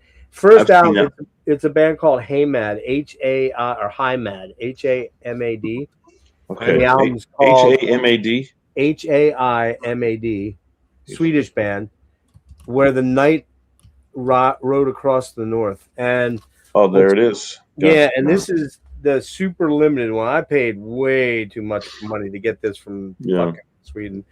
And there's only 114 of these made. But check this bad boy out, dude. Like, you can't tell me this is one of the prettiest looking albums vinyl albums you've ever seen. Oh, it's fucking. See, that's nice, man. I like that. That thing, man. Is that? Yeah. How could you be mad at that? How could you get on the internet and start talking shit about that? I know. It's like, what, dude? Like, come on, man. like It's like that. staring in the eye of a giant fluffy animal. It's all pretty. Very- ugly. It's very Beanie Baby pretty, isn't it? Right? I Dude, mean, speaking of symphonic black metal or whatever, last year when I did this, my number one was from the band Servant. Have you listened to them at all? I did not get a chance to hear that. I'm picky when it comes down to symphonic bands. I am too. I actually I kind of don't typically like much. Yeah, I don't typically like much symphonic black metal at all. The reason this is killer is this sounds like you're listening to a fucking high-end John Williams symphony going on. that's good. Yeah. In other words, it's super cinematic in the context that you could literally hear this being the soundtrack to a Highlander movie that was made in Sweden with a bunch of black metal dudes, right? I mean, Yeah. it's just got that fucking killer vibe. It sounds immaculate. Great riffs, great black metal riffs, great scathing vocals, but that they managed to weave these killer symphony, and they're real symphonies. They're not, to my knowledge, they're not, MIDI shit, right? Yeah. I was gonna say I really don't like that genre necessarily either, Same usually. here. But like Same here. there's an era of Demu where I'm like, that shit is fucked spot. Like Pure and Tentacle and God, what's the other one? The gray one. Stormblast. Stormblast a little early for me. It's okay. Don't get me wrong. It was the one before that. Pure Tentacle. What's it called? Pure and Tentacle. Rubic Euphoria. Yeah, okay. There's that one. it. And there's the one that came after it. Death Cult Armageddon. That's what it is. Yeah, Death Cult. It's not as over the top as Death Cult. I think Death Cult is kind of right on the verge of being too much at times. That had Prodigies of the Great Apocalypse, and that song sounds like Satan pimp shredding his way into a room. Yeah, exactly. Yeah, you're right. Or is that the like electronic one or whatever? No, that's on That's Puritanical, the song, I believe. Okay. The Puritania. Yeah, Pure Tentacle was the first one I ever got from them, and that was the last one I ever got. After Armageddon was the last one I got. I just kind of burn out on that sound. So you're right. I fully agree with you. What you might dig about this one is it's not nearly as over the top as Armageddon, but it's really exceptionally well done. Like I said, it literally sounds like John Williams is scoring this fucking soundtrack for the it's so tasteful and cool sounding and really but it's still viciously heavy and super melodic. It is very melodic, but it's killer, man. Well, we both agreed on that Valdrin EP too, which is kind of in that same realm, sort of. You know what I mean? What's crazy about that is Carter is mostly the main writer, although they're all writing. But Colton's kind of the lead guitar guy, but they co-lead. But Carter is the guy that plays the Roland. I think it's called a Roland 420. And it's basically a guitar. It's a MIDI synth. Oh yeah. Through the guitar, because the pickups are MIDI capable. Okay. And you're like, man, that's gonna sound super. I'm gonna say this. Maybe I better not say.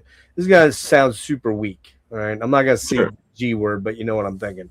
But you'd think that live, that's what it would sound like, right? Well, I don't want to ruffle anyone's feathers. No. But the truth of the matter is, live, man, they're fucking amazing live. And I gotta say, man, like even the keyboard parts that you're like, well, this is gonna sound really weird because you don't have a keyboardist back there doing it. Fucking Carter plays all these arpeggiated riffs on the MIDI synth, and you don't really. He tells me there's latency, but I wasn't really hearing it that intensely. Yeah. And you're just like, wow, like it just sounds like this big thing that's way bigger. Now when he kicks out of that and goes into more riffs with Colton, they're heavy, but it's like that's wild. Yeah, and there was probably 20, 25 people at the show, sadly. Yeah, dude. I didn't know that. That's interesting. But yeah, I was really, really kind of bummed that I had to miss that show. But luckily they're from Cincinnati. I'm sure I'll get another chance here soon. So, but it seems like we have the same taste talking about this genre that we both hate. Yeah, it's funny. You're right. Yeah, I know. So, but if you're bored, you should check out that Servant band because it's fun. All three albums are fun. Where are they from? I overseas somewhere. I don't know. Okay. Serpent? I like I said, I never do homework. I just listen to it as hard as I Yeah, can. it's not a band. Yeah. I mean, you've dropped a bunch of names here tonight that I've never heard. So, and I feel like I'm pretty clued in. Although I'll admit, even more than Nick and John to a degree, I'm probably a little more mainstream when it comes to the death metal and the black metal. Like black metal for me, black metal for me, I love Enslaved. That's my favorite black metal band. Oh, cool. Always will be. I'm not, I can take or leave a lot of Dark Throne. I do, I like the big bands everybody knows, Emperor and those type things. But there are some things, what's a Dissection, stuff like that, Dawn. I do know some deeper stuff, but I'm not like really into the fucking lo-fi. No, me neither. Phone booth shit. Telephone. I can't do that. The more raw stuff, like there has to be like some level of like same air in the production, like separate it up a little bit. But I mean, I love the vibe. I love the creepy stuff. But I'm more about riff black metal. Like I'm just like, please try a little bit. Just try. Yeah, that's it. Like just I don't want it to sound like it was recorded inside of a fucking dumpster. Right. Yeah, I could do that. Yeah, I was just say. Well, I'm asking. And riffs. Yeah. Give me some fucking riffs. Like, don't make this a tremolo and blast affair the entire time. Yeah, but I think you might like that Abduction band. If you haven't checked them out, Jeff. I found just from get to know you here or whatever. That might be up your alley. I'm not totally sure, but yeah, I want to look into that one. I pulled that one up. I got it up on. I think you'll at least find it interesting. At least. Yeah, I like a lot. I mean, like we were talking. Before you came on, do you know Esoteric? Do you know Greg Chandler? Do you know who that is? Esoteric? No. Funeral Doom Band? Okay, because I like a lot of Funeral Doom. When I'm doing my scrolls, if it says Doom, I just go. Yeah, I'm a big Doom guy, so I love Doom. So that's cool. We get it, But Greg has Esoteric and some other stuff. He's also an amazing engineer and producer. But he has a band I would call them chamber music black metal with a little bit of prog and, well, no, with quite a bit of prog. So I'd call them sort of a chamber music. You know what I mean by chamber music? Mixed with prog, mixed with black metal, and some death. Band called Lichgate. And they just put an album out on Friday. Yeah. You know them? Yeah. I've listened to them a couple times, yeah. Okay, so Lichgate, man. I mean, I had missed checking them out for the longest time. And Rick, who was here earlier, is like, dude, did you check the new Lichgate out that just came out like Friday? This was Friday a week ago. Yep. And I'm like, no, I'm gonna check it out. But I'm like, dude, I don't wanna listen to anything that's gonna change my mind for my top 25 here coming up. Oh yeah. He's like, well, and you better not listen to it because I think you're gonna dig it. And I threw it on. So that right away made me go, all right, I better go check it out. I threw it on. I'm like, oh, motherfucker. Right away, went out, sourced a copy, and I'm like, yeah, that's right into the top. That makes me know that you'll probably like that Abduction band. But because it's kind of in that, I don't want to say, experimental seems like a weird word to use, but sort of. It's like, kind of off the beaten path kind of black metal. But weird. I like hauntedly weird stuff. I do too. Yeah, I do too. But but not weird for weird's sake. Like I said, you got to have kind of something for me to sink my teeth in too. But that Lichgate kind of is in that. I haven't taken a deep dive into that album, but those singles that came out made me know that when it dropped, I saved it. And I've given it a spin, but it's been while I work, so it's just been kind of. But I need to take a deeper dive into it because I know it's. Do you know the Veil Burner guys? I don't. Yeah. Okay. Last year's album was one of my favorites. That was on my top 10. Gotta check out the new one because I think the new one. Yeah, the new album kicks ass. I've listened to it once all the way through, but again, I haven't driven it in yet. They're buddies of ours. They're actually near the. Chris, the vocalist, lives literally 20 minutes from my house. No shit. Yeah. It was weird. The music they make is so fucking weird, man. It's out there. Yeah, it's out there. I would say the new one's a little more approachable than the last one, to be honest with you, just slightly. But it's funny because Nick kind of turned me on. Don't tell him I said this right now that he's gone. He turned me on to them last December or November, I guess it was. Yeah.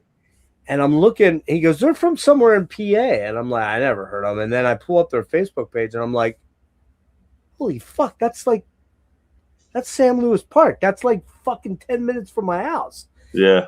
And I just knew it because I've hiked those rock formations many, many times in my life. So I sent them an email and they're like, man, you know your rock formations. Yeah, yeah. And so Dave lives in Philly and Chris lives in York and I live in Lancaster. So No you shit. got yours in. Okay. Yeah, yeah, you're you got on one. the mail. I had to yell at Yeah. them last night. I got well, you heard me bitching about that because they didn't send my vinyl. They said their vinyl. So you're Mr. Grouch Pants. Hey, it comes with being 60, motherfucker. You wait till you get there. It's just part of the deal. Yeah, He's getting there. sent some stickers too. Oh, you just got it in? Yeah, it literally showed up in the mail today. Oh, okay. So, Ooh. good times. Foil stickers for things. Yeah. I don't know. That might be floating. I've heard a lot about that. I've heard a lot about that. I listened to the first tracks. It's kind of cool. It's kind of interesting. It was like death metal combined with Killing Joke. It was like, listen, you. Yeah. Yeah. A little bit of typo negative in it too. A little bit of typo vibes. It's definitely interesting, but it hasn't reeled me in as hard as the internet would have you believe. Like, it's been on everybody's top 10 or whatever, top 20 or whatever. But I don't know. I have those moments too. Like I miss things that or I don't quite get some of the things that some people are like, oh my god. Like the big one for me, Nick, is everybody's raving about this Stan Ringel something. Stan Ringel or something. The dude from the dude that's oh man, it's that fucking either they're not Ukrainian. What are they? They're Czechoslovakian band. Somebody will know in the chat. How's it spelled? Stan Ringel? Is that what it's called? Staringel. ST Staringel. The bird? Staringel. Let me see. Is that what it is? Somebody's gonna have to help me out in the chat. It's one of the dudes. No. It's one of the dudes. It's the main dude from that band. Oh God, are you fucking kidding me, dude? Yeah. Somebody help me out in the chat. I know somebody knows it. Stan Ringel. I swear that's Stan Garrigle. Stan Garrigle. There it is. Okay. Stan Garrigle. Yeah. Yeah. Who's he in? That other guy. He's in one of another Carpathian. No, Malacarpitan. Yeah. It's the Malacarpitan dude, which I do like that Malacarpitan album. But I listened to this Stan Garrigle, and you guys might like it. I was like, yeah, it doesn't do anything with me. The pagan black metal, Slovakian mythology. Yeah, it's pagan black metal. Nick, did you pull it up? Yep. How do you spell it? It is one word and it is STANGARIGEL.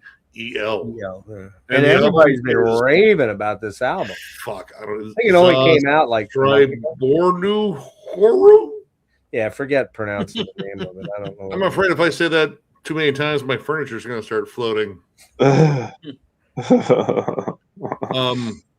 but no, I was watching Marty stream when they pulled that one up. I have never heard of this. Rick's been blazing that one on me since the Death to All show back in mid-November. I listened to it, and the first 4 tracks didn't do anything for me. It got a little better as it went along, but it didn't do much for me. But I do like the Malacarpitan. Did you ever check that out? No, I'm looking at what this band's compared to. Like Over, Nocturnal Mortem, Graveland, Satyricon, the French Vehemence, Dimmu Borgir, Enslaved. No. It's got some of those vibes in it, but I don't know. I just thought it kind of sounded like run-of-the-mill black metal that didn't do a lot for me. So, yeah. But I will say that new Over, had it come out, I've had it for about 6 weeks.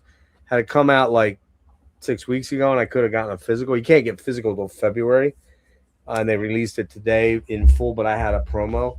I think it would be in my top 25 pretty easy. I love Over, man. And it's this one's kind of weird. It's kind of very ambient and synthy. It's not very like dancey like the prior stuff was, the prior couple albums. They're kind They're of hit or always- miss. I liked that Julius Caesar album or whatever. That was great, man. Yeah, I thought that was pretty good, and then they kind of lost me, and I haven't really been back. Oh, really? Yeah. Well, if you like that one though, I can't remember what it's the one before or after that. Messe, it's MESSE Mhm. and some Roman numerals. That's in that vein too of the Julius Caesar one, which is killer. But they did kind of go in that synth pop vein, which Yeah. I don't mind because I do like a lot of synth pop. But they were, it was kind of like, well, they're gonna do anything other than this. Last year's Liminal Animals was pretty cool. Oh yeah, all right. I'll check it So- out. I think I got to go to bed, boys. Yeah, man. All right, Been up buddy. since Here you 6:30. Oh shit! What you gotta do? Get up at 6:30. My job. I work 7 to 3 every day. So Oh, okay. Yeah. I hear you, man. Our You gotta job work tomorrow? New Year's Day. you You're what? off Yeah, tomorrow, I don't have to work tomorrow, but I did work today, so I've been up since 6:30. Oh, Oh, all right. I got you. Yeah, Right gonna on. sleep in tomorrow. Yeah. Hell All yeah. right, man. Good to see you. Are you gonna go to Shamrock Fest? When is that? What is that? I don't know. I'm out of the loop. What happened? Where is it? Fuck. When is it? It's in March. It's in March at Pierre's. It's a big 2-day death metal festival. Who's playing it? Hold on here. Bunch of people. The headliners. Okay, let's get the whole fucking Incantation. Incantation, Sanguisugabog, Pyrexia, Atoll, Regurgitation. Oh wow. Let's see. Hold on. Yeah, man. I'll see if I can get Dustin to go. Maybe we carpool up there. Some shit. Incantation is the headliner. Yeah. On one day, and then Sanguisugabog on the other one. It's at Prophecy. Pierre. That band. The band's. I have one of their albums. Finally, they're really good. Except, man, that band has turnover fucking issues like I have never seen. Who's it? A band called Prophecy out of Texas. It's really solid, brutal death metal with good, solid riffs. Very. I mean, it has guest Are we spots. talking about Nosebeard turnover? No. Nosebeard level turnover? Oh no, this band tops them as far as that. Oh, really? 10 drummers, 10 Holy vocalists, and fuck. Oh my god, that's got to be hell. Just quit, guy. Yeah. That sounds like hell to me. That's one of those things where you join the band and the next day go, you know what? I'm going to quit now because I might as well. Flesher's there. God, that sounds Yeah, awful. Fletcher's playing. Yeah. So Dustin's gonna be there. Oh, okay. Oh, all right. I'll talk to him about it. Necessary Death.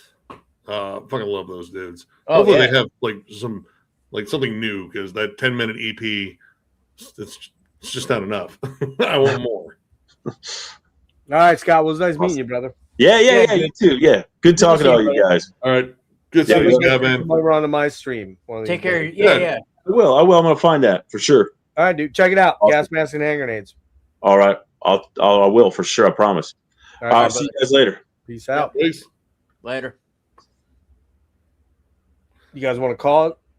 I mean, A yeah. couple more minutes, Yeah. maybe. And after those go 2 to- beers, I got a little bit of drunk hunger. Want to go to 2:00 and see if you want to answer any questions of your people? Oh, sure. Yeah, since we haven't really talked to anybody. What are you fucking talking to Moose for? What? What are you putting in here? Oh, fuck you, dude. You fucking little goober. Let No, me I was guess. surprised you didn't get your copy of Veil Burner, because I figured, Well, I bought the album, oh, bought the vinyl, and so I hit him up 2 or 3 days ago. I'm like, "Where is this thing?" Because I was talking to Dave, and I'm like, "Dude, did you see they discounted all their fucking vinyl and CDs in the last, major discount, 30%? I mean that, I spent $42 for that fucking vinyl copy. Jesus. Yeah, mainly because it was to support Dave and Chris, and I liked that. I love this color splatter. It was kind of on par with that, and I know they do a nice job with the what do you call it, the Packaging. what's the thing with all their stuff has sort of the metallic look, right? Yeah, and it's even on the CDs. Yeah, right. I mean, as far as packaging goes, They're great. Obscurities. I mean, They're good. I don't know that they're on. I wouldn't exactly put them on Van or Deborah Morty level or Darkness Shall Rise, but they're right below that, right there, close. Yeah. But I ordered that thing on, I think the 2nd of November, and here we are. I went onto their Bandcamp page yesterday before I did that stream last night, and I see that they've got vinyl copies and they're sending them out in 4 days, and I'm like, whoa, what? Why is mine, when I bought it 2 months ago, why has it not been sent? So I hit them up with hey, I'm friends with Dave and Chris. Like, why is my vinyl, if you're sending them out to people on, Bandcamp already, why is mine, when I ordered it through the US web store and it cost me $42, why has it not been shipped? And they're like, they didn't respond until this morning. And early this morning I saw it was in there and they finally responded. So I guess they're like, oh, it's going to be going out in the next 3 days. So they have been sitting on it, They probably just saw it was you and like, you know what? Fuck that guy. Everyone else. Fuck that guy. Send everybody else. No. Yeah. Don't Dave and Chris live like 10 minutes from you? You couldn't just go over there and pick it up? They don't have copies. They don't have vinyl copies. They don't even have CD copies. Last time I talked to Dave, like a week and a half ago. Dave lives in Philly, so no, he's not right around the corner. Gotcha. Chris does live over in York, which is 20-25 minutes away. So. Right on. And we've gotten together. I don't remember when it was. End of the summer, August maybe. We got together and we had meatball subs and cheesesteaks at this kind of famous nice place around here. Yeah, so good, man. Their fucking meatballs at Smith's are so good. That sounds fantastic. Yeah, I know. I'm gonna order food. But so that those guys are great. And then actually, Dave brought me like 3 of the earlier CDs that I didn't even own. He just gave them to me. He's like, "Here, thanks for pimping us and doing what you do." So they're cool dudes, like legit, genuinely cool people. Good guys, yeah, and rife with creativity. Jesus. Are there any bands you need to see this year? All doesn't count. Well, I'm seeing Rush, the reformed Rush with Getty and Alex and the new drummer. And Erica. Nice. Yeah, it's coming up. Yeah. They're calling it Rush Celebration of 50 years or whatever, or 50 or whatever. I'm seeing the reformed Triumph. I'm seeing Gary Newman in March. I'm seeing Opeth. I'm seeing Marissa Nadler in February. I'm seeing Horrendous at the end of January. I really wanted to go see Evoke It in 2 weeks, but they sold out, and I would have had to have gotten a hotel in Virginia for that. And Is Horrendous going on tour, or are they just playing? Nah, just doing 2 shows locally. I'm lucky. I know I'm lucky in that respect because they're a local band. They're a Philly band, so I get to see them a lot. I know. I think their goal is they're starting to write again for the follow-up to Ontological. And they're talking about trying to get out west because they haven't been out west for a long time, hitting the Midwest and going out west. So what's funny is hanging out with those dudes. I would have never guessed they make the kind of music they make. They don't seem like. They're pretty. They're pretty chill guys. Matt's a bit of a wild man. I love that guy. The other guys are pretty mellow, really. Yeah. Yeah, I don't know. I don't know. I saw them. Well, Matt's in Crip Sermon, so I saw him like 3 weeks ago, and I saw his brother Jamie, who's the drummer, was there. They're gonna be dropping. Have you guys know their other band, the Silver, the black metal band they have? No, you were talking about because the one dude that was there was in the Silver, right? Well, the singer Nick is the singer of the Silver, and then Matt's a guitarist and backup vocalist. Jamie, who plays drums in Horrendous, is actually the bassist, and then Enrique from Crip Sermon and Diva is the drummer, and Alex, the bass player in Horrendous, is the guitar player. So it's kind of like it's basically Horrendous without. You guys just want to form another band, but it can't be Horrendous. Like, okay, we'll just switch around shit. We'll just switch up, yeah. But yeah, so I've got those going. I've got Maiden in September. I've got Emperor on my birthday in March. We might do that one. I mean, I've never seen Emperor. Emperor that's one of my earliest exposures to black metal. Oh yeah. Ever. And, You should see them, dude. They're fucking amazing live. Oh, it sounds. That dude's an incredible musician. I mean, I don't know that there's a black metal band that's kind of on their level because they're kind of the top tier, you know. I mean, Yeah, I nice got that Opeth, Newman, Triumph, and 2 Rush shows, and then Maiden. Yeah, so those are the ones that. Well, those are the big ones, and we might MDF. do the MDF. Shamrock thing because that's we can even get like a hotel and fucking Fort Wayne for Fort the night. Wayne, Drive Are we back. gonna go to Voivod? Voivod when?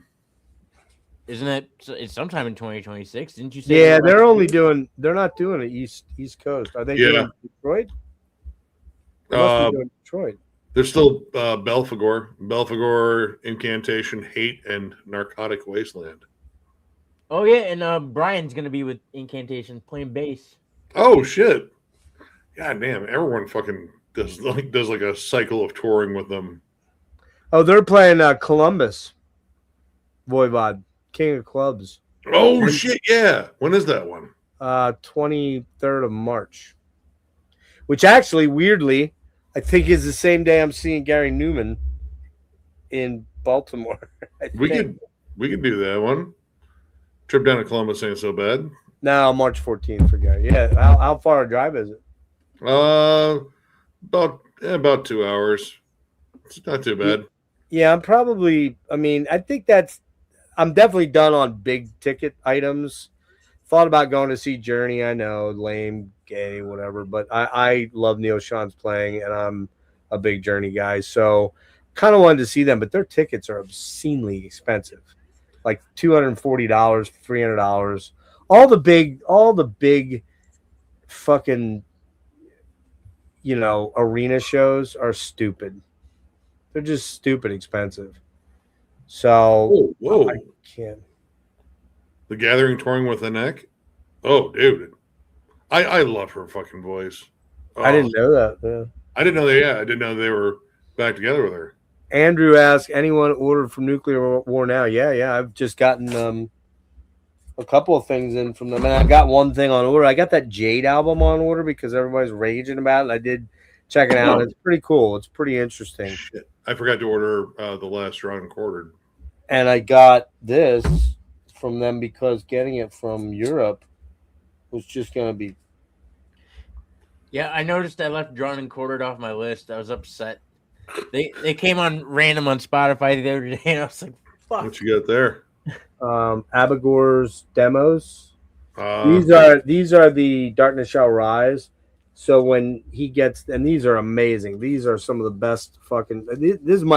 They might be rivaling Deborah Morty and Van for as good the packaging, but to get this from Darkness Shall Rise in Germany was going to cost me like $100. I'm like, nah, I'm not doing that. So I got it. I think I paid $52 for a double album, so not horrible,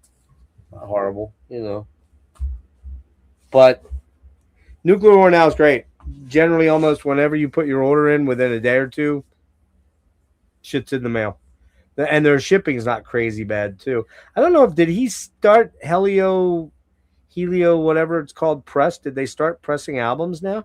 I don't know. I know that's what they were going to do. You know who that is? Nuclear War now, right? Was it, that's the I don't know how to pronounce it. Yusuke. That fucking guy is terrifying, man. He is 51 years old, and I swear to God, dude, he could beat the fuck out of all three of us at the exact same time.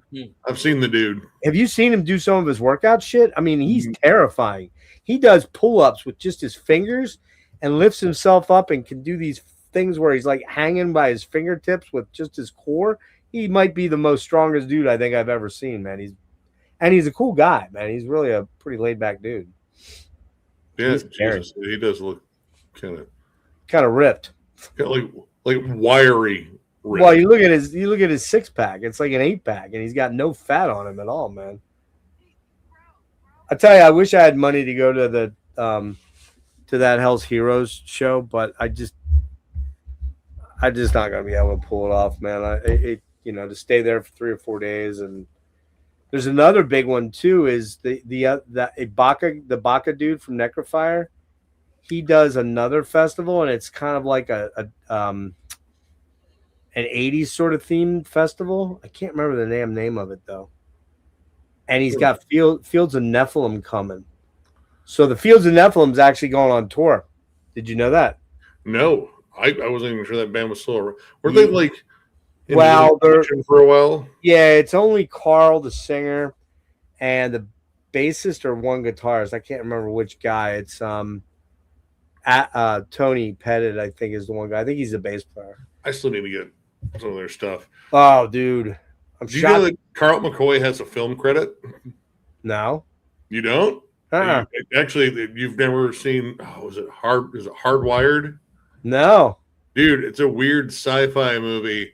Really? Like, oh yeah, like complete like dystopian future with cyborgs and shit. And Carl McCoy is in the beginning of it as a nomad running through the desert. Well, that makes sense. He's finding parts and such and selling he's it. kind of the originator of that vibe. It's kind of funny when he's not the only guest. Because Lemmy really? plays a cab driver. Who does? And Lemmy, he plays a cab driver that has What year is this? What year is it came out in the 90s. Oh man, I gotta try and find that, man. That's funny. Let me see. No, hardware. My bad, not hardwired. Yeah, someone said here in the comments, hardware. Australian sci-fi movie. Never heard of it, man. It was by the same guy that Iggy Pop's in it, apparently. Yep. He's I think on the radio. But yeah. Oh well, they even have a cover with Carl McCoy on it. Yeah, Dylan McDermott is in it. Oh, Dylan McDermott. Okay. No, that one doesn't ring a bell. I'll have to check that out. Is it a speaking part or? He has a couple of lines. Yeah. It's funny. Lenny has some funny ones because he's picking up the fare and they're listening to the radio and he clicks the channel and Ace of Spades come on. He's like, "Oh, I love this song." It's weird. There's a weird audio mashup too, like because it follows like this artistic chick trying to build this art piece, but it's out of like a really dangerous fucking weapon. And you see a Gwar music video, but it's not Gwar music. They're actually playing Stigmata from Ministry. Oh yeah. So it's a really cool fucking movie. He also did the same director did the movie Dust Devil. I'm gonna have to see if I can find that on like streaming somewhere. Yeah, but this director is also associated with that fucking disastrous Island of Dr. Moreau movie too. Oh, that was terrible. With Burt Lancaster? No. The one after. Oh, later. Much later. The one with like super bloated Marlon Brando with the little ice hat. That thing. Val Kilmer completely just doing whatever the fuck he wants. Oh man. That which sucks because Belk, whatever you say her name. Because the original let me see, who was the craft chick. Oh, Fairuza Balk? Yeah. Yeah. Yeah, she's in that Dr. Moreau movie too. David Thewlis. Actually, have you seen the original Island of Dr. Moreau? But it's not called that. It's called Island of Lost Souls. That was the original 1932 movie. Have you seen that? Oh, you'll dig that. You should check that out. That's the inspiration for Moreau because the earliest one that I saw was the one with Burt Lancaster and that one's pretty bad. That was in like the what's his name from Logan's Run? Oh, Michael York. Was that was that like 79 or something or something like that? Yeah. No, this one's 32. I don't know who's in it. That like I don't remember if there's anybody of note. Might have had that guy that was the original Tarzan in it. I can't remember, but probably not. But it's cool. That album's great, man. the Island of Lost Souls. That's definitely what I'm doing. So that's right. That's right. He who breaks the law goes back to the house of pain. And actually, you know who's in it? A cameo. He's the lead. I believe he's the lead. Like mutant is Bela Lugosi. I believe. I'm pretty sure I'm right about that. I know one of the lead mutants. Actually, two of the mutants in the terrible one with fucking Marlon Brando. One of them is Tamura Morrison, who, if you're a Star Wars fan, you know him as Jango Fett and all the clones and Boba Fett. And then Charles Lawton is the lead guy in it. He was a big, huge British actor from the, I don't know, whatever, the 20s, 30s, 40s. You'd know him if you saw him. He was in that cool movie, Witness for the Prosecution, I think that's what it's called. But I think in the 90s one too, the cheetah or leopard mutant is oh shit. Is that Gina Lola Brigida or something? The chick? Which one? Is it Gina Lola Brigida or like or an actress of the era? Farouja Balk. Oh, is that her name?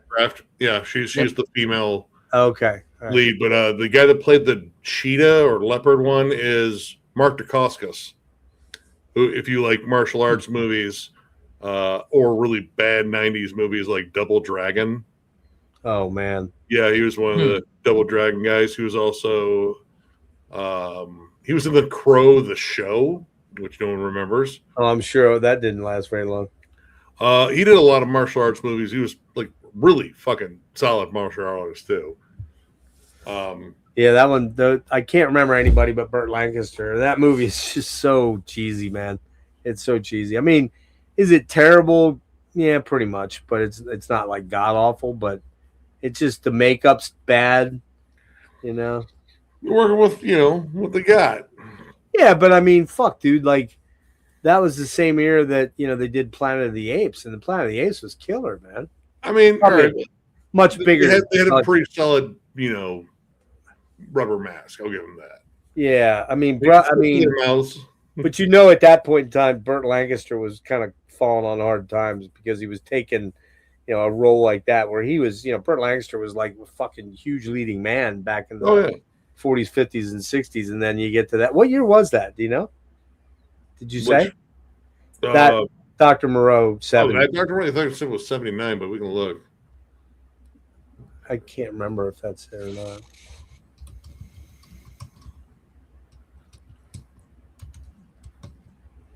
'77. 77. All right, that's what. What was the gangster movie he did with Who? Kirk Douglas? Oh, Out of the Past. Hold on here. Or was it? No, that was Robert Mitchum. Tough Guys. Yeah, that was great. 86. I remember that one. That's great. That was more funny though, right? Yeah. It was an action comedy. I liked Kirk Douglas getting fed up with the kid. He can't make up his mind on the yogurt, so he just throws the yogurt at him. It's like, you got it, kid. There you go. Man, fucking Kirk Douglas. What, he lived to 101? I think so. He just died a couple years ago, like maybe 3 years ago, 4 years ago. June Lockhart died this year, and she made it to 100. Did she really? Yeah. I think she might have outlived. Well, she definitely outlived Lassie.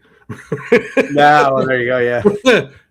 And maybe Timmy. I don't know. Man, nigga, you saying Lassie's not alive, man? Yeah.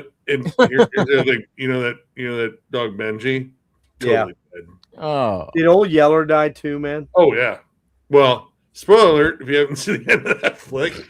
Oh man. And now you're gonna tell me where the red fern grows is about like dead dogs too, right? Fuck. Well, a couple of them. Yeah, a couple. A throuple. I had to watch that movie in fucking grade school. I was like, why are we watching this? Does the teacher just want to make us cry? Yeah, like that, like the most depressing shit ever, man. Holy fuck. We had to read the book and then watch the movie. Like, we're going to compare the two. Like, the book was sad. I'm sad already. I'm sad already. Now I get to see the dogs die. Wonderful. I want to know where my damn Rhino owes me an explanation right now. Those cocksuckers, man. I want to know where my damn Dio box set is at, damn it. Sons of bitches. And yes, it's colored and splattered vinyl, Frederick. As long if you're watching, and splatter it yourself. Oh, well. All right, guys. Well, I think I'm gonna bail. You should probably call night. I'm hungry. I haven't eaten all day. Yeah, I'm starving. Yeah. Saturday. You want to swing by tomorrow, John? What's that? What time do you want to swing by tomorrow? I don't know. I'm sleeping in. I haven't slept in fucking forever. So, because I mean, we can't.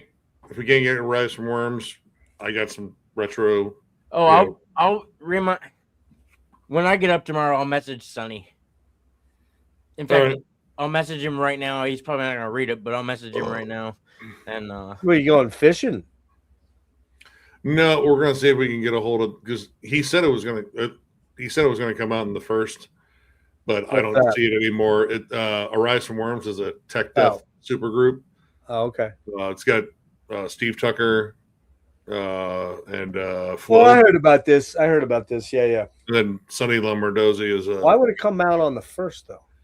I don't know. Oh wait, no, the first is Friday. It's Right now. today. Yeah, okay, never mind. Which means by the end of the year it'll be forgotten, except by everybody but you guys. Well, I mean, the great old ones run all the way through most of the year. Yeah, and I really had to go back and reevaluate that album. It's in my list, but it's pretty low. I sent him a message. So Surprisingly, I But know. even if they had to push it back for whatever, because I didn't even see it, didn't even show up on the archives. We got retro review stuff we can do, and a giveaway video. that's So right. wait, is today Thursday or Friday? It's Thursday now. Thursday. I just said it was Friday. Right? It was a Friday. I don't know. It's Thursday. Never No, mind. it's Thursday. Yeah. So it should be coming out on the second then, because it isn't Friday usually released. He said it was like he put up posted it was coming out on the first, so I don't know. Oh. But sometimes Maybe in Europe. Maybe in Europe. It's on. I believe it was on Season of Mist. It was. I will get links out for Saturday, probably Saturday morning, Saturday afternoon. I have it, but I don't know. Maybe I'll send them tomorrow. I don't know, or today rather. But when I do that, everybody by Saturday, 2 days later is like, "You never sent me the list, man, or the link, man." And I'm like, "I know I sent it to you, but yeah, I'll get that out to you guys." And like I said, John, you want to join us at 8? Cool. Yeah, man, that's fine. Pop in later. It's up to you. Whatever you want to do. Yeah. I do. Do you have a lot of physical or no? I have no physical.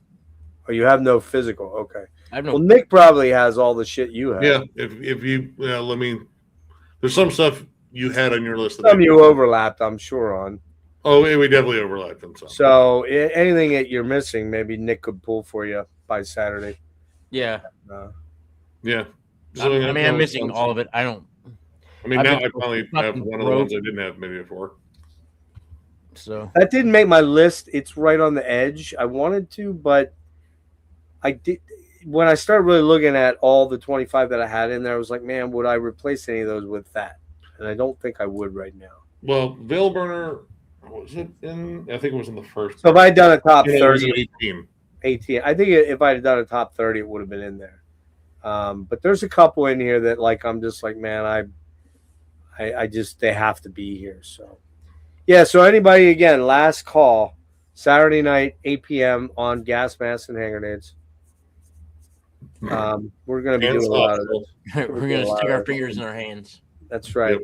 We're You're gonna gonna watch this We're all for gonna be doing this 5 hours for or 6.5 hours. We're gonna be making the Just like the the together. penis insertion sign.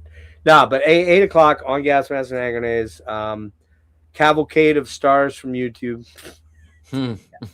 Stars from YouTube. How absurd. But yeah, a bunch of us from YouTube are going to be doing the top 25 of 25. So be there. Don't be square. Yeah, if you hang out here, you should just hang out there too. It's just as stupid. Yeah. True. And I don't know if, because it didn't come up when I came on. I used to think you were able to simulcast on your channel. We can't. I just don't. I don't know how to. I used to And know it's how to not do it. showing the option here. Yeah, it's not showing the option for me anymore. I'm wondering if they took that away or something. What on the StreamYard just did like 60 fucking updates. They did. You're right. I'll have to read into it. You're right. Yeah, see if you can find that, because we could simulcast on everybody else that has a channel and pull maybe a bunch more people in, which would be cool. So like you, Rick.